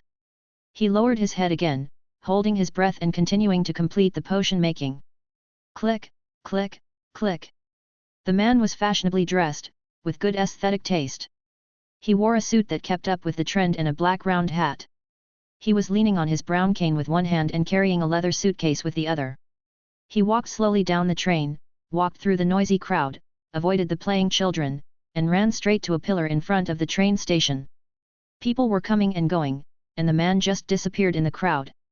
The Hogwarts Express, which was quietly parked on the train track, started to move. The smoke generated by the movement of the train was discharged, and the black smoke was blown away by the wind. After potions class, Harry walked up to Seamus and returned his wand to him. "Why did you take my wand away during class?" Seamus asked puzzledly. "Your wand was about to explode," Harry explained. Seamus didn't understand, he just felt that the wand was stuffed in the drawer, pressing against his stomach, so he was just about to take the wand out and put it on the table. How could it explode with just such a small action, and he didn't use any magic? Although he knew that no matter what he did, it would produce a completely different effect from others, but would it explode if I just lightly held the wand? Seamus was a little dissatisfied in his heart. He felt that Harry was making a fuss or was just teasing him. In addition, since I lived in the same dormitory with Harry, every night became particularly lively. Either one of them went out for a night walk, or one of them followed another to watch him go out for a night walk. But when they went out, they were not quiet, and their movements were so loud that sometimes they woke me up. He had to take some sleep at noon. Luckily they all didn't sleep at noon, except Harry. Thinking of this, Seamus became even more indignant, but he suppressed his anger and whispered a thank you to Harry. His words were insincere and dejected. After all, he had the title of savior and the limelight, and the professors obviously favored him. He is surrounded by a group of younger brothers, including Ron from a pure-blood family. His brothers are all very outstanding, and their father also works in the Ministry of Magic. There is also Hermione, who, despite being born a Muggle, is recognized to have a good brain and is often praised by professors. Even Slytherin, who is a mortal enemy of Gryffindor, has Malfoy often walking with them. As an ordinary little wizard, Seamus was somewhat dissatisfied in the face of such a huge force, but he still dared not speak out. Harry's heart is big, big enough to take on the task of saving the entire world, but his heart is also small, so small that he hardly notices the trivialities around him. In Seamus' heart, there is a roommate who is radiating his own light all the time. Whenever he is asked about his roommate when he goes out, he always introduces himself as Harry's roommate. Everyone around them looked at them with envy, and the kindness in their hearts was like a shadow at this moment, almost invisible under the light of Harry. Seamus walked away angrily. When he saw Ron coming over, he pretended to accidentally bump into his shoulder and said sorry. The action of force is mutual. Seamus felt the burning pain in his shoulder and felt that his heart was about to explode. Coincidentally, Neville came over staggeringly with several of his books in his hands, and one of the books he accidentally dropped hit Seamus' foot. "You! What are you doing?" Seamus yelled loudly, scaring poor Neville so much that he even dropped the remaining books to the ground. Snape was on the podium at this time. Some young Slytherin wizards gathered around him and asked questions about some knowledge points they did not understand in class. He was attracted by the sudden sound. Snape looked up and saw a flash of pink thread on Seamus' body. He blinked, and the thing that appeared just now disappeared again. Harry turned his head and looked at the scene at the door in surprise. What was going on? You also saw it, and his mood began to become particularly good. Seeing that Snape was still turning around inside the glass wall, he began to show mercy. He waved his hand and a door appeared in the glass wall. "You can come out and take a look. I have no objection." Snape looked at Bayou in surprise, who was emitting a joyful aura, and then looked at the situation outside. He had no idea what this inexplicable person was so happy about. "Yes, I'm sorry." Neville was so aggrieved that he was about to cry. Chapter 72. Practice. If saying sorry is useful, what's the point of having a teacher? Simo was overwhelmed by the pain in his foot. His ability to make objects explode at any time seemed to have taken effect in his body at this moment. The anger in his heart seemed to be fanned by someone, growing bigger and bigger until it almost swallowed him up. But he still maintained a bit of rationality. The education he received in the past few years told him that it was wrong to get angry like this. Seamus' chest began to shake up and down. Hermione, who was still at the door, noticed something was wrong. She hurriedly picked up the book on the ground, stuffed it into Neville's arms, and pulled him away quickly. "I'm sorry." While Neville was being pulled away by Hermione, he also apologized to Seamus. It was indeed his book that hit Seamus' foot. Mr. Finnegan Snape dragged out his long and strange tone and walked to the back of the classroom. The students who were still there made way for him and looked at Seamus, who suddenly got angry in surprise. After hearing the professor's voice, the anger in Simo's heart was like being poured with a basin of cold water. It did extinguish the anger, but it made his heart even colder. He did not hear clearly what words Snape uttered from his lips. He packed his school bag in a daze, waited for Snape to close his mouth, looked at Harry with a strange expression behind him, and walked out of the classroom in a daze. "Harry, come and eat." Ron walked up, waited for Harry to pack his bag, and walked towards the cafeteria together. In an office in the Ministry of Magic, a clerk had the Daily Prophet on his desk, and he was sleeping soundly on it. On the desk stood a stone pillar with light flashing on it and emitting a buzzing warning sound. The man seemed a little sleepy. He raised his hand and pressed a button on the table. The light disappeared and the buzzing sound stopped. He stretched with satisfaction and continued to lie down to sleep. The department he worked in was an extremely quiet one, with only one incident having occurred there since its establishment. The last incident had been more than 10 years ago. He had put in a lot of effort and used a lot of connections to get to this position. "Langdon, did you notice anything unusual?" The man stretched himself and muttered, "What could have happened? If anything happened, wouldn't I know it first?" "That's good." Gradually, the room quieted down and Langdon lay down on the table again. He put a few thick books on his desk, stretched out his arms, and lowered his head heavily again. After Harry finished his meal, he said goodbye to Ron, who had invited him to go to the library, and returned to the dormitory. There were 2 people in the dormitory. Near the innermost end, there was a small bulge on Seamus' bed, and Neville was also lying on the bed, but his eyes were red. If you need an outlet for your emotions, if you need to sacrifice someone, if you need someone to do the work that no one else wants to do, then the honest, weak, and quiet person will usually be the best option. Because I am honest, I am always the one who compromises.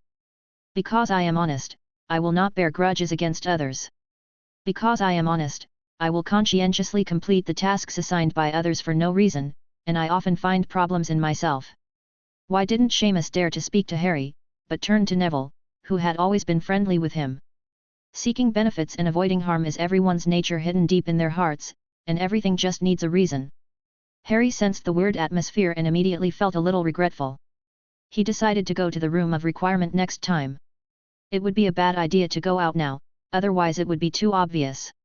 He could choose the environment in the cabin as he pleased.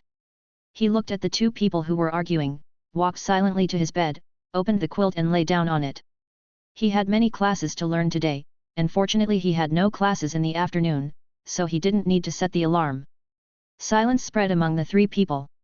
"You came. Ah. What class do I have today? Let me see. One course is about popular psychology, one is about interpersonal relationships, and the other one continues to talk about the history of the Muggle world." Gryffindor responded. "Why do I feel like I'm learning less and less about physics and chemistry lately?" Harry was a little confused, thinking about his first exposure to those things. Even though he had seen some of this before going to Hogwarts, on a deeper level he still felt a little overwhelmed when he saw him. Now that he didn't have to study, he was really happy. But he was afraid that he would have to learn it again in the future, so he secretly inquired about it. "There is so much knowledge in the world. How can you, one person, no, 2 people, master it all in such a short time?" Gryffindor said, "The best you can do is to grasp the main ideas of mainstream books and ignore the minor ones. It's more about quality than quantity. When you have learned enough, I will send you to some places to put it into practice. As for the physics and chemistry you mentioned, those are only needed by scientists and inventors. You only need to learn some of them to understand the nature of your own magic. They won't be of much help to you. But literature is what trains politicians, Gryffindor said calmly. Harry thought about it and felt that it seemed to be the case, but practice? What does this mean? When the Gryffindor saw the teacher coming, he led Harry into the corresponding classroom and then disappeared. Harry calmed himself down, walked to the table and opened the book on it. The one displayed at the top is The Crowd. Oh? Very interesting. A short, spirited old man with grey hair walked to the front with a cane. Harry stood up and bowed slightly to the teacher. Come on, good boy. The old man grinned, and the wrinkles on his face were like a blooming chrysanthemum. Harry looked at the old man with admiration. He is another great figure in the academic world, with many works and many students all over the world. He enjoys a good reputation internationally and is recognized as the father of psychology. The old man held the book in his hand and said, "This was written by one of my juniors. I admired him very much at that time. It is really amazing that he can write a work with such profound insights at such an age." Harry flipped it open and took a look. His head felt a little dizzy. Some of the words were clearly in his native language, but he couldn't understand them. "Teacher, I don't quite understand." Harry smiled embarrassedly. After all, this was something he had never come into contact with before. If he thought about it any further, his brain would stop working. It's okay," the old man comforted Harry, "we are only learning the theory today. You will have the opportunity to apply the practical part. Then you will know what this book means." Ah, application. This was the second time Harry heard this word today, and he had a bad feeling in his heart. What on earth was he supposed to do? Chapter 73. Secret Room. Harry didn't get the answer he wanted from the old man. He tried hard to straighten his body and forced his brain to recognize the words from the teacher's mouth, but things did not go as he wished. Harry's head was swollen and painful. He stared at the teacher's eyes, but his mind was not thinking at all. Several classes passed like this. Harley, who was in the other classroom, was sitting next to an easel. There was a plastic bucket under her feet. The water inside had become turbid, showing pink-brown and grey-brown colors. Harley held a thick paintbrush in one hand and a huge palette with a mixture of various colors in the other. In front of her easel stood a slender lady wearing a beret and fashionable clothes. On her nose rested a pair of rimless silver glasses with a thin silver chain hanging from one end of the glasses, extending behind her ears. Pay attention to the color matching of your picture, and make sure the shadows of the objects are clear. Harry listened boredly, feeling slightly reluctant. Why did he still have to attend class? Hey, Harry, wake up, are you going to sleep through dinner? Harry's class finally ended, and when he opened his eyes, Ron's huge face appeared in his world.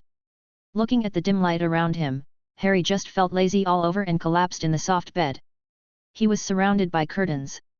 The setting sun not far away cast a soft filter on the dormitory floor.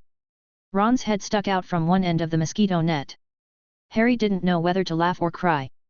He tried to lift his body, but found that the bed was too attractive to him. At this moment, he suddenly felt an upward force from the back of his waist. It was the little snake. Harry sat up with the force, leaning against the back of the bed and looking at Ron lazily. "Go get some for me, and I'll finish it in the dormitory." Ron's face was full of question marks. He found that Harry was always lazy recently and was always inseparable from the bed, like they were connected or even inseparable. More intimate words could describe the feeling Harry gave him recently. He and Hermione came back from the library and went to the hall for dinner, but he didn't see Harry at the table. He asked Neville, who was sitting next to him, and he found out that Harry had been lying in bed sleeping since he came back at noon. He hurried back, thinking Harry was sick. Ron looked at Harry, who exuded a lazy air and had a ruddy face. Well, forget it, he must be too tired. He should bring him some food. Thanks, my good brother. Harry's recent schedule is that he almost never sleeps all day. He has classes during the day, and goes to Gryffindor to continue studying during his nap time. Even when he doesn't have classes in the afternoon, he still has to complete his homework. As for the evening, he spends a large part of his time exploring the structure of Hogwarts Castle. Harry sighed, like right now. At 12 o'clock in the middle of the night, everyone was fast asleep. Harry opened his eyes, pulled aside the quilt covering himself, quietly put on his shoes, and tiptoed out. His destination tonight was the secret room. Since it was in an abandoned women's restroom, it was difficult to enter during the day. In addition, with Auben's sudden appearance, Harry felt it necessary to figure it out, so he left it for some time to explore. He used the disillusionment charm and walked out of the Gryffindor dormitory door. Harry lowered his head and looked at the Marauder's map in his hand. Good, there was no one moving around. After he walked quietly for a while, there was a sound of heavy footsteps coming from the distance and then getting closer. Harry hurriedly hid in a corner, and Auben emerged from his pocket. Because Auben cannot be exposed in front of people, ever since he followed Harry, his daily activities can only be to sneak out to take a breath when no one is around. Tonight Harry wants to send Auben to the basilisk to see if the two snakes can have a common language and communicate with each other. A gust of wind blew, causing Harry's pajamas to flutter violently. "Come and catch us!" George was the first to appear. He was having a friendly exchange with Filch in an unreasonable manner. Following behind was Fred, who was running away while throwing several round unidentified objects behind him. "This is our gift to you. You're welcome." Then they left the place like the wind, leaving only a strange gas in the corridor. Harry sniffed and was really disgusted. Harry leaned against the wall, the liquid in his stomach rising up, just like someone scratching his throat. His face was bitter.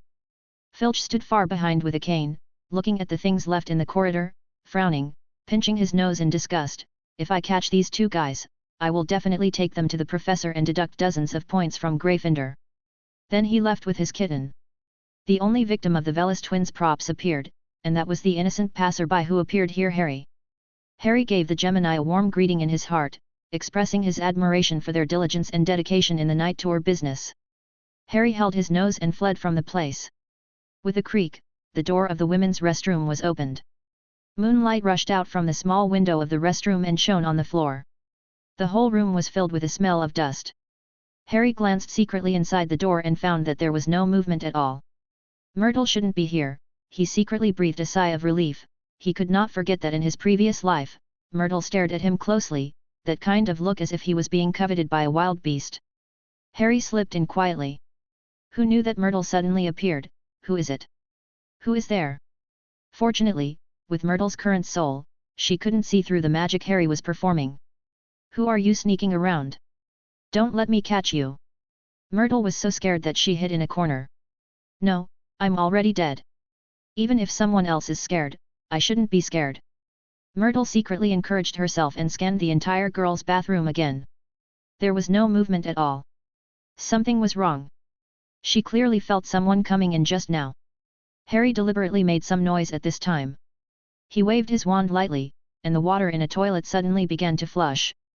The water gradually overflowed from the toilet and spilled onto the surrounding floor. Myrtle was so frightened that she was shaking all over. She screamed and plunged her whole body into the toilet, disappearing along with the water.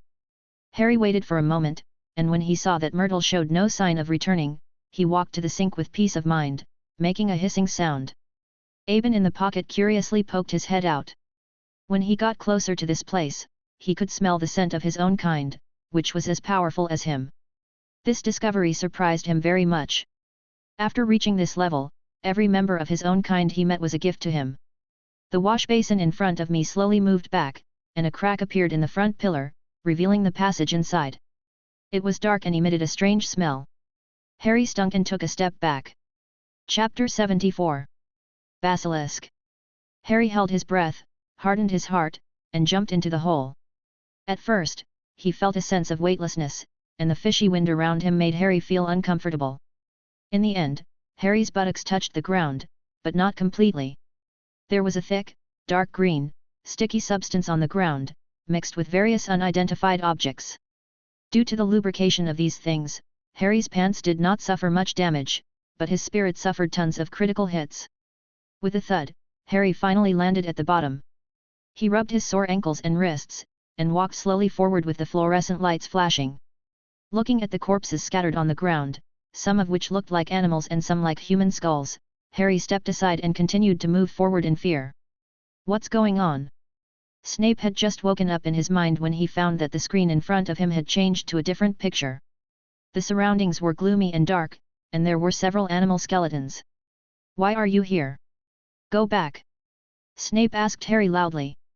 The noise woke up Harry, who was sleeping next to him. Harry had disheveled hair and looked at the scene in front of him with sleepy eyes.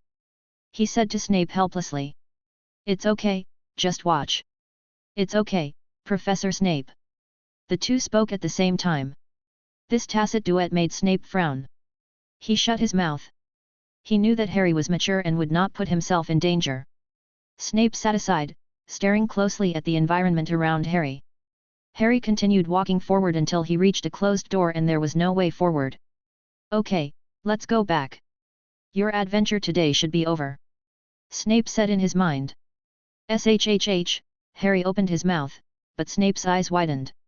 If he heard correctly, it was snake language. You. Don't make a fuss. Harry interrupted the professor. Master. I smell it, he is right next to us." Aben's words caught Harry's attention. Harry took out a pair of sunglasses bought from the human world from his pajamas pocket. He told Draco about this and asked him to wait for him at the bathroom door at 6 o'clock in the morning. Unless he received a letter from him, he should tell Dumbledore about this immediately. Harry thought about his backup plan and decided to speak to lure the basilisk out. He opened the door and walked in. Inside was a very wide space, with a stone platform at the front, which narrowed into a narrow road, with black liquid flowing beside it. Going further forward, the road branched out into multiple branches, stretching to other places. At the end of the road is another huge platform, on which stands a statue. The statue is a majestic man wearing a green wizard robe and holding a magic wand in his hand. Swish, sass, a whooshing sound came from a distance. It was the sound of scales scratching across the floor. This Snape had lost his ability to speak at this time. He had heard of the legend of the Chamber of Secrets when he was in school and as a professor, but he only regarded them as a legendary story and did not expect. He looked around in the direction Harry was looking, and the description was exactly the same as in the legend. He wanted to ask Harry how he knew there was such a place in Hogwarts, but then he looked around and realized that not everyone had such a thing. "I'm not afraid of the itch when I have too many lice, so now I can only keep quiet and remind Harry when he is confused." "Who are you? Are you my master?" Snake language. The huge snake showed its figure. Its eyes were yellow, but it consciously narrowed them, leaving only a slit. Seeing the basilisk gradually approaching, Harry was a little scared, but he plucked up his courage. At this time, Ben crawled out of his pocket and turned into a giant python with the same physique as the basilisk as soon as he landed. Looking at the python that suddenly appeared in front of him, a trace of vigilance flashed in the basilisk's eyes. He straightened his body and issued a warning sound to the snake opposite. Looking at the huge bloody snake, Harry was a little scared. But Aben stood in front of him. "I'm here to make friends with you. Eliminate all factors that are harmful to Hogwarts." The basilisk hissed, rushed over immediately, and bit Aben hard. Scarlet blood splashed all around. Harry was frightened by the basilisk's huge fangs, but when he saw Aben struggling, he rushed over immediately. Fainted. The blow hit the basilisk's head, making the snake dizzy for a moment. Aben was accidentally attacked, and he did not expect that his own kind would attack him the first time they saw him. The surrounding air stimulated his eyes and turned red. He opened his mouth, revealing his huge and extremely poisonous fangs, corroding the surrounding air and emitting a faint white smoke. "Stupid! Shrink quickly!" Harry's voice awakened his sanity. Silly took a look at the basilisk that could not hear anything he said, twisted himself into a strange posture, and shrank quickly in the speed of lightning, and escaped from the basilisk's mouth. The basilisk felt that the object in its mouth was suddenly gone and shook its head in confusion, but he felt that his dangerous aura had disappeared and the snake language uttered by Harry entered his ears. "We are here to be your friends." Harry picked up the Aben from the ground and put it in his pocket, touching the 2 extra holes on it with a distressed look. At this time, the 2 little snakes that were wrapped around Harry's arms and had not made a sound for a long time were flashing with light, and then they jumped out of their physical form and jumped into Harry's pocket. Harry felt his pockets getting heavier again. He covered them with his hands and cast a few spells to seal the snake's breath inside. "Do not be afraid." The basilisk turned its head slightly away, making sure its eyes wouldn't see Harry. It hummed, "Kong Kong has no friends, only a master. The master asked me to protect Hogwarts, so I patrol along the pipes of the castle every once in a while to make sure there is no danger. But Kong Kong did something wrong. Kong Kong killed the little wizard." The big snake was so aggrieved that it was about to cry. It didn't know why it felt particularly close to this person when it saw him, and told Harry everything it wanted to say. Harry listened to the basilisk's words. With the memories of his previous life, he already understood what the giant snake was expressing. Because the timing of their meeting in the previous life was inappropriate, the basilisk had been controlled by Voldemort at that time. In order to protect himself, he had to use Gryffindor's sword to stab it into his body with his own hands. And now that they met in advance and saw the other side of the basilisk, looking at the tears dripping from the basilisk, Harry's hard heart suddenly collapsed a little. What are they talking about? When did there appear to be a snake in Hogwarts? What is Dumbledore doing? He hasn't even noticed this. Snape raised soul-like doubts in his mind. Chapter 75. Attack. Dumbledore has so many things to do every day, how can he care about an illusory legend? Besides, so many headmasters didn't find it, so why did you catch Dumbledore alone? Harley retorted coldly. Snape shut his mouth, looking a little embarrassed for a moment. Of course he knew, but he felt a little indignant because Dumbledore hadn't discovered for such a long time that the person pretending to be him was a fake. She keeps saying that she trusts him, but she doesn't even know that he has been replaced. This time Snape had wronged Dumbledore. Dumbledore was sitting in Snape's office at this time. He watched Snape brewing potion in front of him with great interest. Roulei's eyes were full of scrutiny. Snape now had a headache. He was grading assignments in his office when suddenly Dumbledore came to him with a bunch of potions and told him that he urgently needed a luck potion. Snape was dumbfounded. He was not the real potion master. The little memory he had was not enough to support him to complete the making of such a difficult potion. His back began to sweat unconsciously, but his face remained expressionless. What if Dumbledore just suddenly felt like it and came to him to make a potion? It would be a bit abnormal to be reluctant.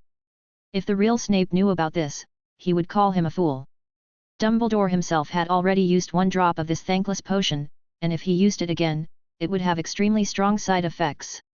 He would not brew this kind of potion for him. Dumbledore also knew this, so ever since Snape took the potion in his hands and began to brew it seriously, he knew it was fake.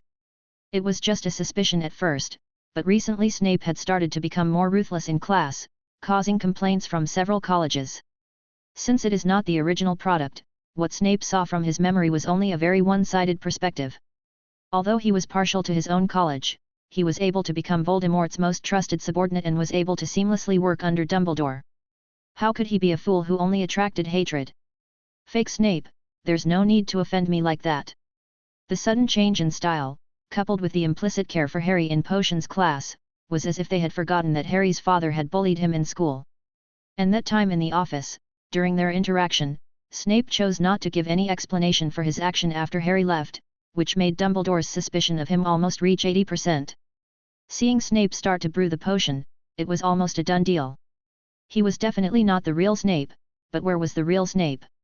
He was more worried about Harry. Was this fake controlling Harry?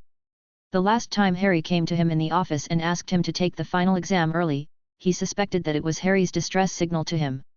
For some reason, he couldn't tell him directly, so he could only use this euphemistic angle.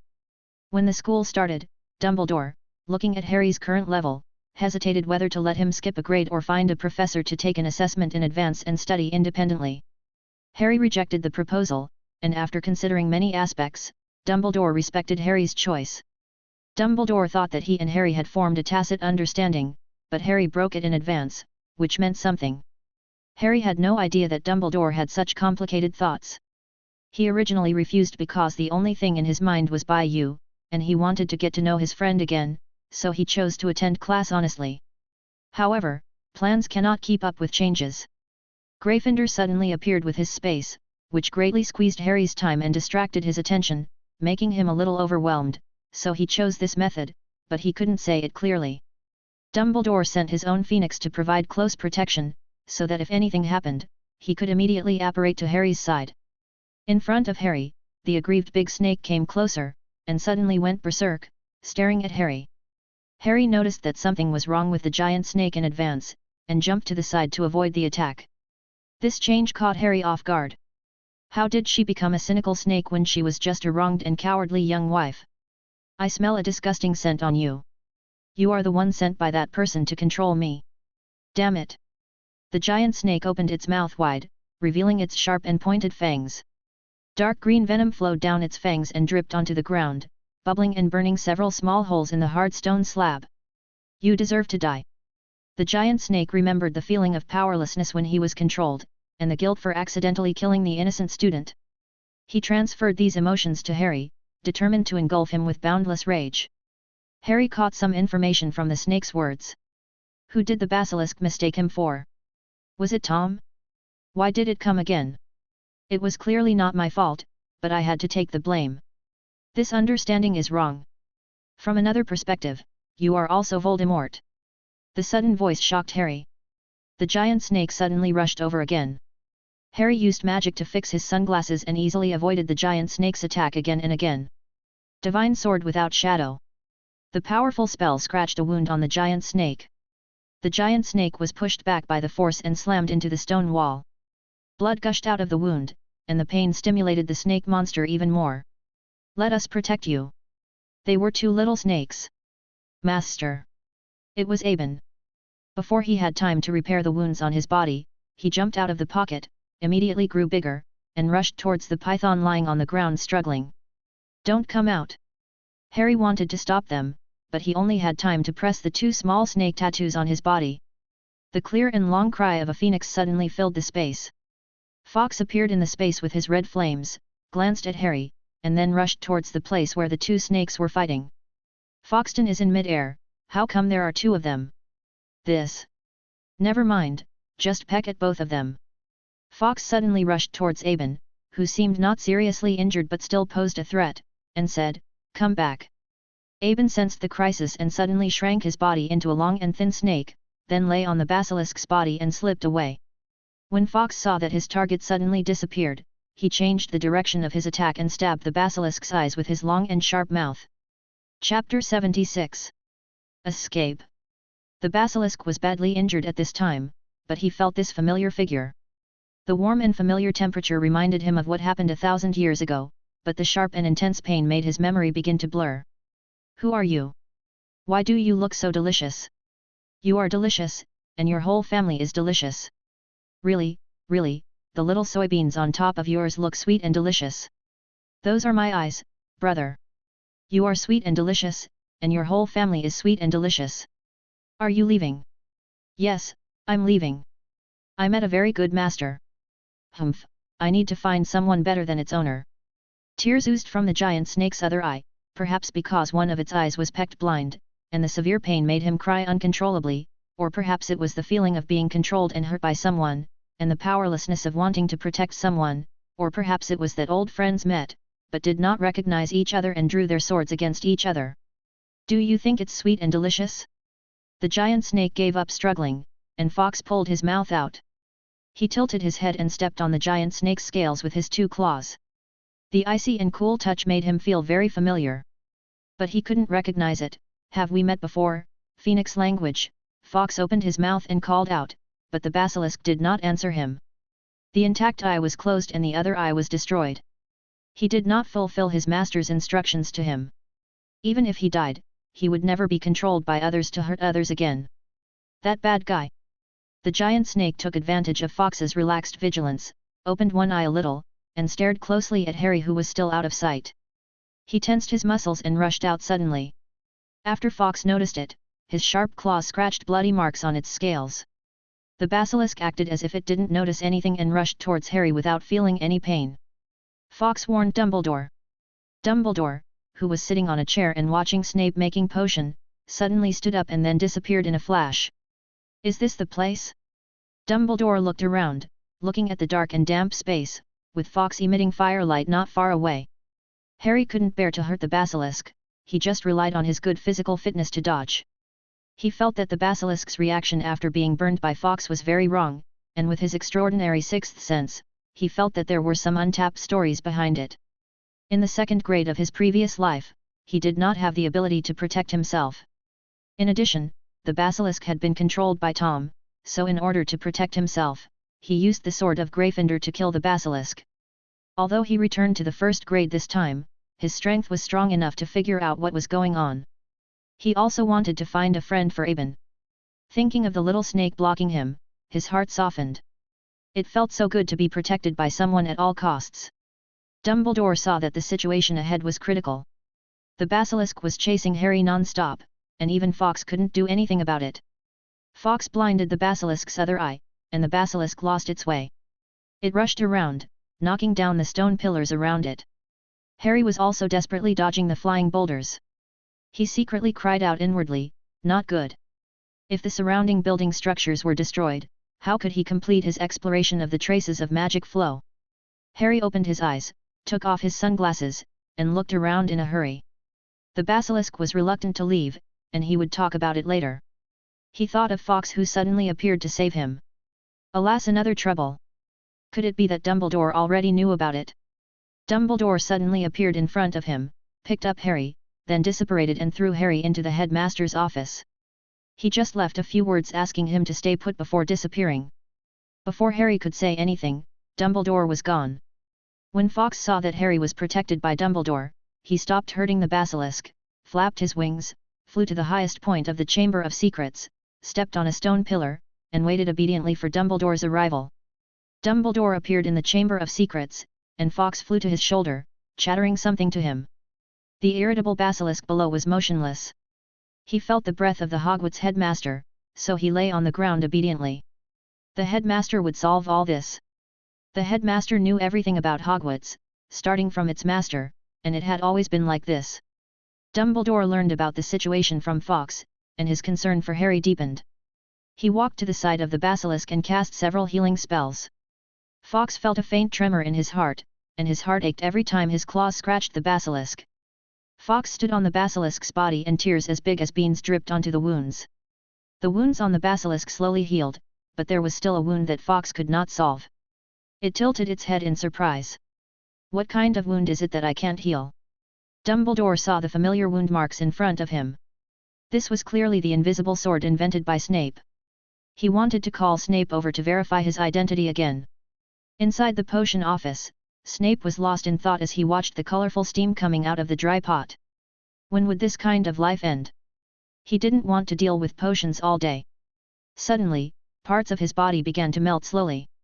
Snape looked at the abnormality on his body in shock and fear. This situation usually occurred when he was discovered and something was happening to him. The last time he turned into Dumbledore, Harry saw through his identity and exuded malice. This time, Snape thought of Dumbledore's strange actions just now, and thought to himself that something was wrong.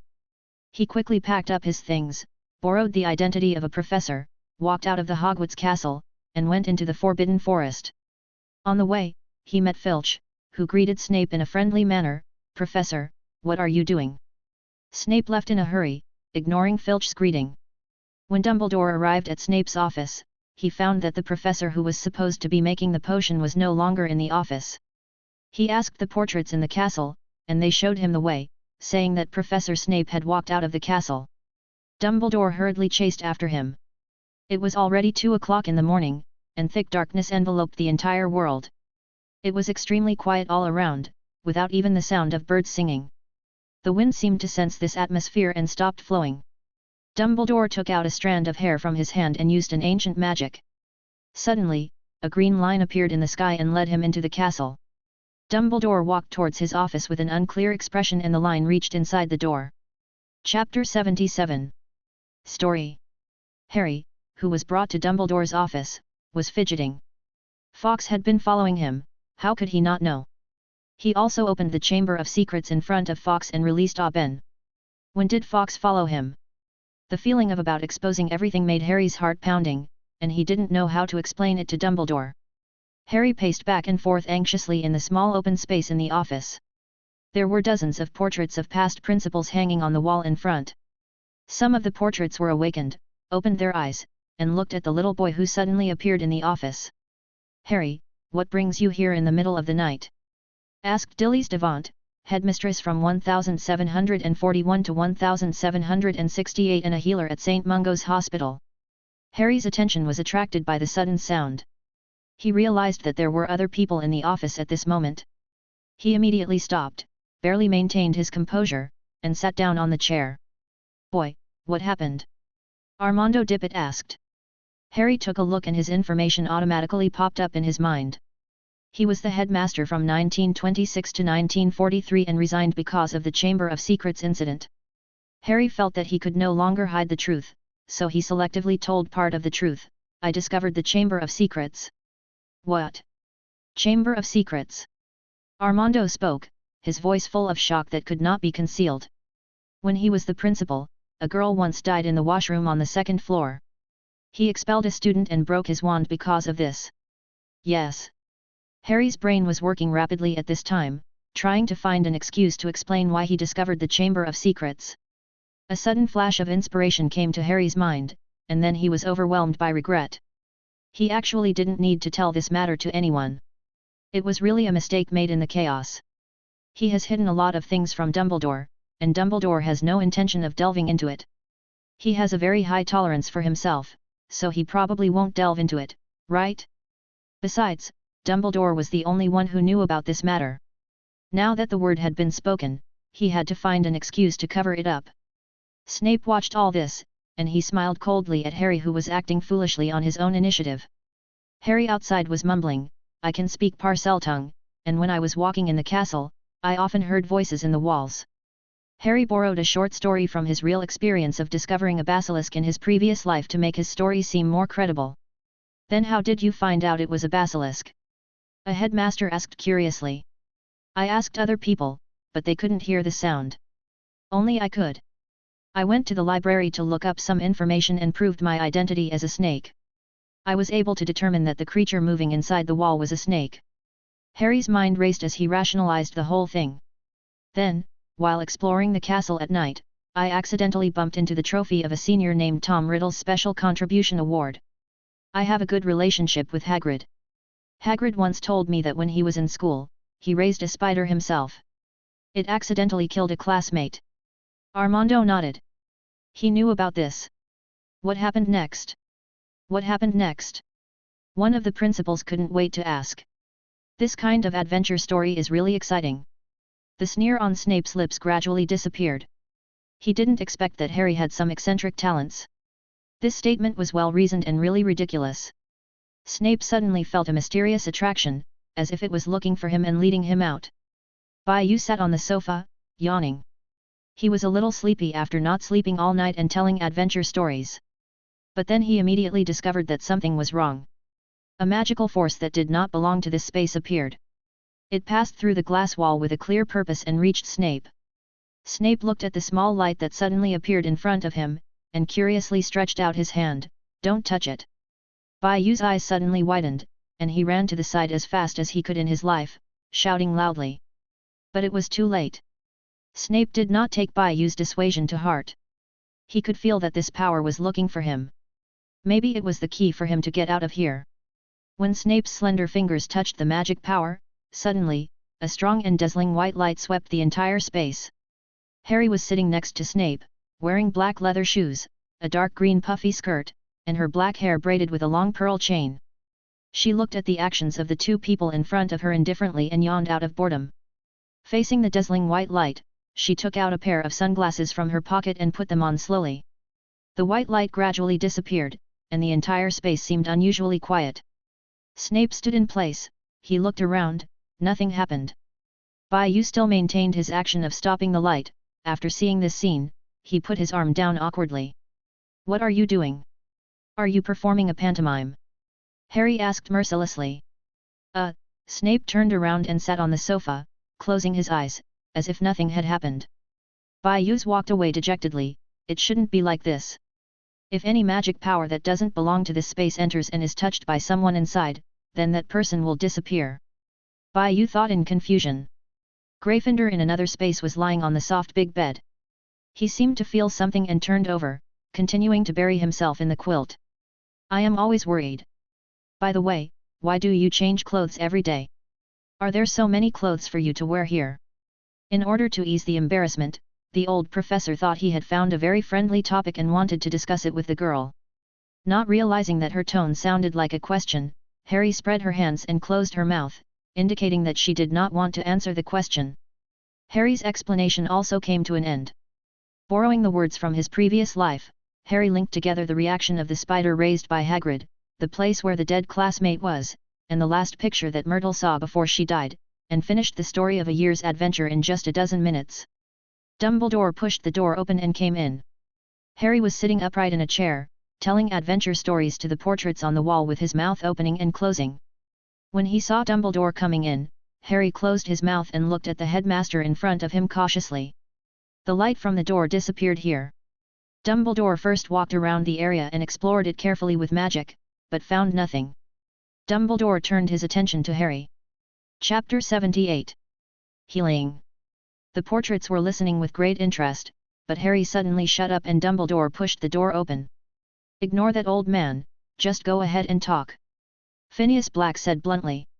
Harry glanced at the portrait on the wall, then turned to look at Dumbledore who came in. Dumbledore looked calm, as if nothing had happened. He sat down in his chair slowly, then leaned back, holding a candy in one hand and placing a glass of orange juice on his table with the other. "It's okay, Harry, I want to listen too." The professor had a slight smile on his face. It was this attitude that made Harry feel at ease, thinking that there shouldn't be any big problem.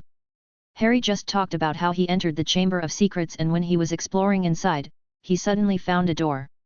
Harry said he tried many ways before he opened the door, and then he saw the wide space inside, where there was a statue of Slytherin. "Wait, what did you say?" Phineas Black asked, his tone obviously excited. "Is it really Slytherin's Chamber of Secrets?" "I'm not sure about that," Harry lied with his eyes open. "I've taken a look inside, and it should be the Chamber of Secrets left by Slytherin," Dumbledore added, then he threw another candy into his mouth, chewed it hard, with an expression of enjoyment on his face. "I'm curious, Harry, is this your first time going to the Chamber of Secrets today?" Dumbledore asked. Fawkes told him that Harry did not hesitate at all when he went in, and was able to pass any obstacle smoothly, as if he knew everything well. "Well, this is the first time I've been in this life." Harry found a loophole in the words and took advantage of it. Dumbledore looked into Harry's sincere eyes and realized that he was not lying. "Is this really the first time? And, Harry, could you introduce us to your new friend?" Dumbledore stared at the bulging thing in Harry's pocket. Harry followed Dumbledore's gaze and looked into his pocket. Inside was a sleeping little snake with some blood on it. Because of his injury, Ben had automatically entered the repair stage and would not wake up until his injury was fully healed. Harry's expression remained unchanged. He carefully took the little snake out of his pocket. Dumbledore stood up from his chair and walked over to Harry. He put his fingers to his eye sockets, curiosity revealed in his deep blue eyes. He bent down slightly and looked carefully at the coiled little snake. He could sense the powerful magic emanating from this pet, which was similar to that of Fawkes beside him. Fawkes, who was standing on Dumbledore, realized that his master was calling his name, and he lifted his invisibility. Harry's eyes lit up when he saw Fawkes suddenly appear, and he stepped back. The hibernating snake in Harry's hand also moved uncomfortably. Fawkes's high temperature made him feel uncomfortable, and Dumbledore noticed this. "Okay, stand over there." Fawkes poked Dumbledore's hand with the corner of his mouth in dissatisfaction, then flew to the top of the bookshelf and covered his head with feathers. At this moment, Fawkes always felt an inexplicable dull pain in his heart, and he thought of the huge python that was bleeding. "This is a snake friend of mine who saved me in the Forbidden Forest that day," Harry began to explain, and he immediately gave the title of savior to a small snake that was about to strangle him. Harry bet that Dumbledore didn't know what happened that day, and he also bet that Hagrid didn't know what happened after he was attacked. Dumbledore stopped talking. He thought of Harry's miserable condition that day and felt a little guilty. Dumbledore thought of the important matter he wanted to find Snape for from Fawkes, and only then did he remember the basilisk by the Damning Lake. "Harry, come with me." Fawkes flew down from the top of the bookshelf and landed on Dumbledore's shoulder, and then the two of them disappeared in a flash. "What's going on? The two of them are being so mysterious, and the rest of the story hasn't been finished yet." Phineas Black spoke again. "Okay, shut up. You're so old, but you act like a child all day long." Delise Devant stepped over the portrait and knocked on Black's head. Harry saw himself being held back by Dumbledore, who then disappeared. When he reappeared he was in the Chamber of Secrets. A fishy, damp, and dark feeling suddenly enveloped Harry's whole body. Harry coughed uncomfortably. Dumbledore noticed it, and he waved his wand gently, using a warming spell to dispel the chill from Harry's body. Things had to be done step by step, and problems had to be solved one by one. There were too many mysteries about Harry, but he thought he had found a clue to the mystery. There is a wound on this snake's crown that I cannot heal. Can you? Dumbledore pulled Harry to the front of the basilisk and motioned him to look at the deep wound. Harry then remembered that he had used Kamikaze Shadow to deal with it when he defended himself. Harry also remembered what it had said and felt a slight guilt in his heart. Harry used the counter spell of Sharp Edge and Dumbledore watched from the side with narrowed eyes. He did not ask Harry why he knew it, but if Harry even knew the counter spell of Sharp Edge, it meant that Snape was safe now. Dumbledore waved his wand and shrunk the weak giant snake. Then he covered the basilisk's eyes with a spell and set up an alarm-triggered spell. As long as the basilisk used its eyes or made any move to hurt others, he would know immediately and rush to the basilisk's side. Dumbledore moved the basilisk into the air and put it in Harry's other pocket. He said meaningfully, "I believe you have the ability to take care of another snake. What do you think?" What else could Harry say? Snape, however, complained loudly about Dumbledore in his mind. How could this old man put such a dangerous creature next to Harry? Did he eat too much sugar and his brain became rusty? Snape looked extremely furious. He had no idea what Dumbledore was doing. But Harry knew it, and so did Harry. Harry collapsed on the sofa, still very sleepy. She half opened one eye and watched Snape jumping around in her field of vision. There was a hint of suspicion in her eyes. Why did she feel that Snape had become more talkative since coming here? He was not like the one she remembered at all. But she was very annoyed now and didn't want to pay any attention to this big, grumpy child. Harley yawned lazily again and continued to close her eyes to rest. The homework in the past few days had drained her energy. Chapter 79. Return. Harry took the little snake back from Dumbledore's hands. Fawkes stood on Dumbledore's shoulder and tilted his head slightly, feeling a joy and relief in his heart that he himself was not even aware of. Fawkes lowered his head and leaned against Dumbledore's head, rubbing it slightly. Dumbledore was stunned. Since Fawkes grew up and experienced several nirvanas, he had never been so close to him again. Dumbledore put his hand on his shoulder and stroked Fawkes's claw. Fawkes did not refuse, his eyes fixed on the basilisk in Harry's hand. Halliga carefully put the snake into his other pocket, planning to communicate with it someday and explain some things to it. Seeing that Harry took the snake obediently, Snape felt very disappointed with Harry and started to scold him in his mind. Harry turned a blind eye to what was happening in his sea of consciousness and took the basilisk. On the premise of ensuring the safety of his classmate, Dumbledore was both a guarantee of safety and a warning to him not to cross the line. "I will teach the potions class temporarily for the next few days. I believe Professor Snape will be back to us soon." Dumbledore paused after saying this, then patted Harry's shoulder kindly. "Yes, Professor Sneegder will definitely come back to us." Harry was sweating all over. He reached his left hand into his pocket and stroked Auben's cold scales to relieve his tension. He knew that Dumbledore was asking him for a promise, but out of trust in him and understanding of his difficulties, he did not speak of the matter. Dumbledore took Harry and returned to the headmaster's office. Some headmasters on the wall were still chattering, trying to find out from Harry what happened next. "Harry," Dumbledore looked at the portrait hanging on the wall, "I think you need a good sleep now, don't you?" The early morning sunlight poured onto the ground from the office windows. Under the sunlight, the dust on the floor was slightly disturbed, as if dancing. Hearing what the professor said, Harry yawned unconsciously, and the portraits consciously shut their mouths. The portraits of previous headmasters all supported the decision of the current headmaster. This is a kind of inheritance and also a kind of responsibility. Harry said goodbye to Professor Dumbledore and walked out of the office, feeling a little sad. Because he did not anticipate the basilisk's behavior in advance, it caused extensive damage to the entire building. His purpose of going there was not achieved.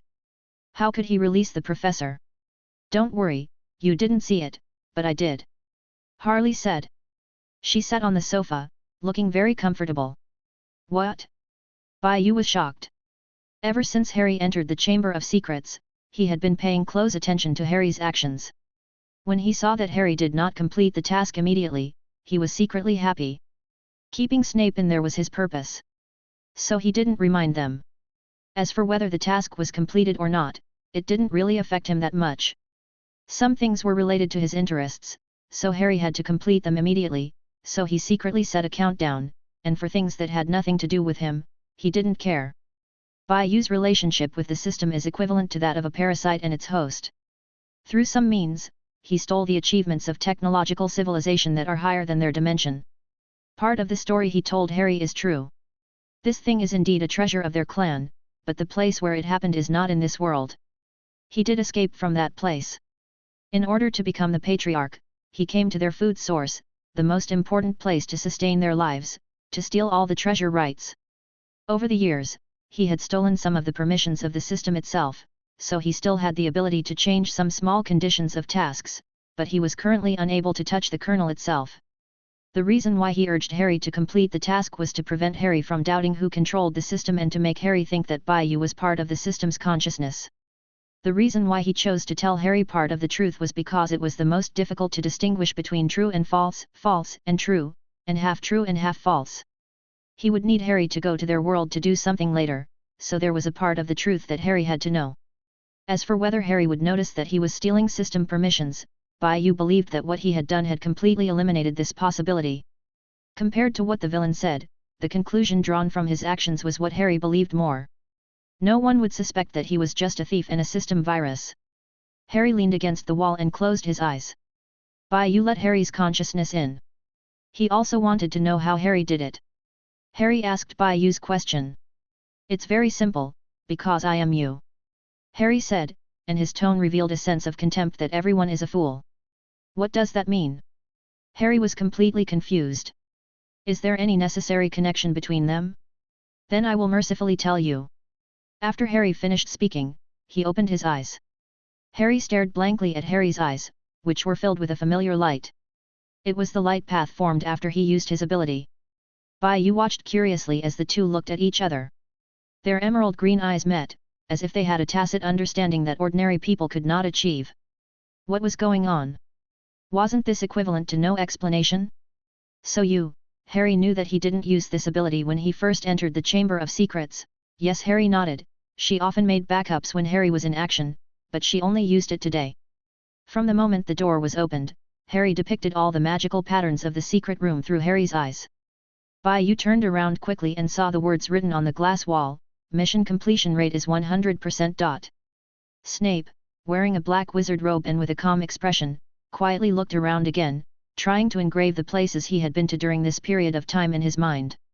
Snape's figure gradually disappeared. He stared at Harry, who was standing there in a daze, wondering what he was thinking. Harry ran over, and while Professor Snape was still there, she raised her head, her shiny black hair falling to her waist, swaying slightly with the movements of its owner's body, with a soft luster on it. "Professor," Harry began, "could you please not tell anyone what happened here?" Snape didn't say anything, obviously still thinking. Although this experience did not cause him any substantial harm, the things hidden behind it were too horrifying.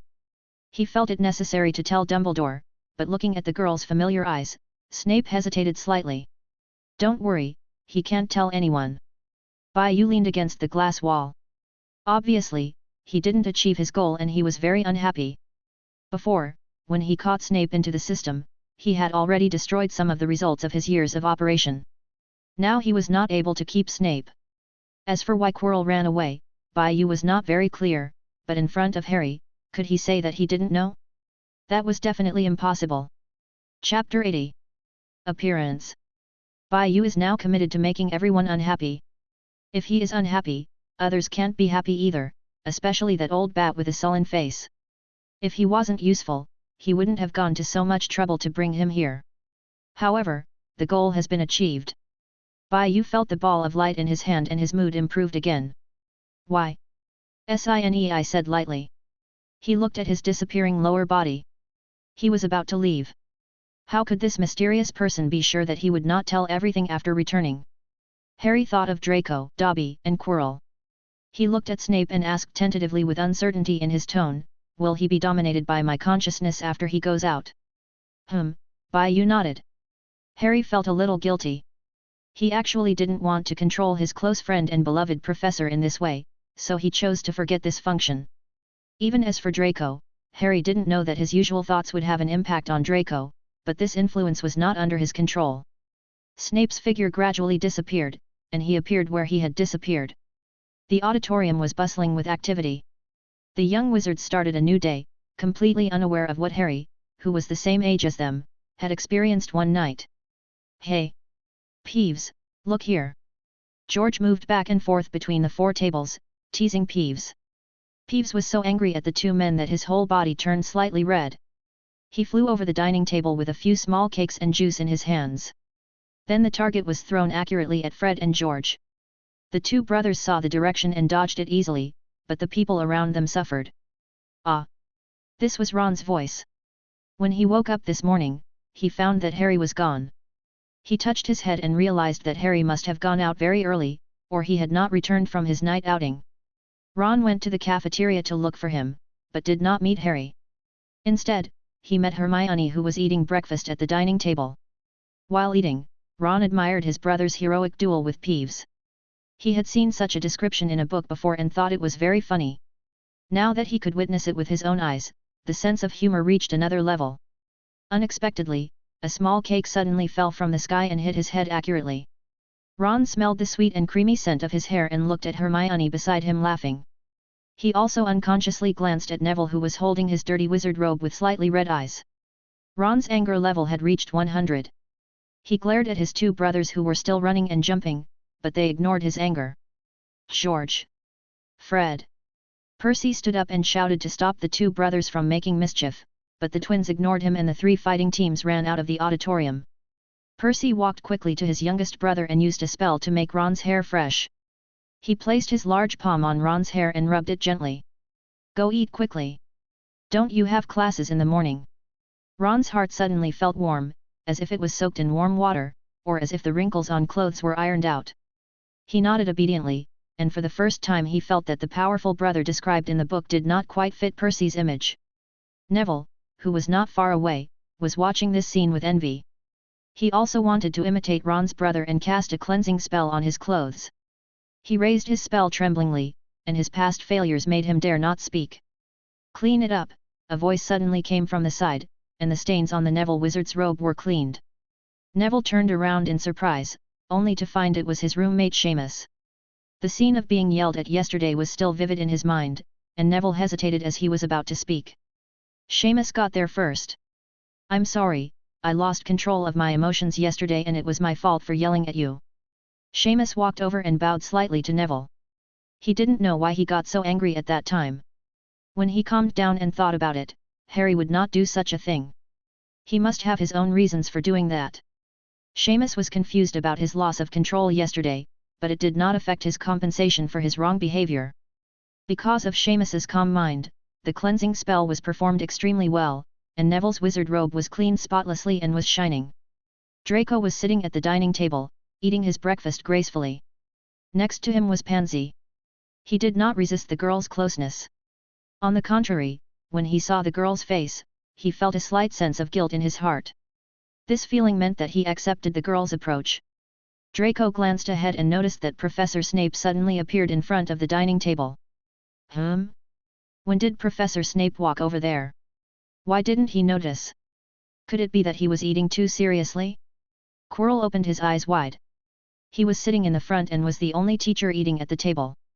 He saw Snape appear out of thin air with his own eyes. Some young wizards around who saw this scene looked at Snape with surprise, and Professor Snape, with his sharp eyes and accumulated prestige, glared back fiercely. The young wizards were so scared that they shrank their heads back and dared not say a word anymore. Quirrell tried to make eye contact with Snape, but Snape completely ignored him. It seemed that he was no longer the same person. Where had his colleague gone? Quirrell was full of doubts. At this time, Professor Dumbledore walked in from another corridor of the auditorium, preparing to have lunch. Too many things happened in the evening, leaving him overwhelmed. He urgently needed to relieve his mood in a lively atmosphere. Unexpectedly, as soon as I walked in, I found Snape standing in front of the dining table. Dumbledore's nerves tensed up again. Was this the real one? Or the fake one? He walked over as usual, then sat on his stool and said casually, "Severus, how is the lucky potion you brewed for me?" "Potion? When did I make a potion for you?" Snape asked bluntly, "Do you want to use this potion? Are you going to die?" Dumbledore felt a little relieved. Snape's reaction was exactly what he knew him to be, but he didn't find any more flaws in the original Snape. Dumbledore watched Snape walk to the dining table and start ordering food. Cakes, orange juice, sausages, and jams came out one after another.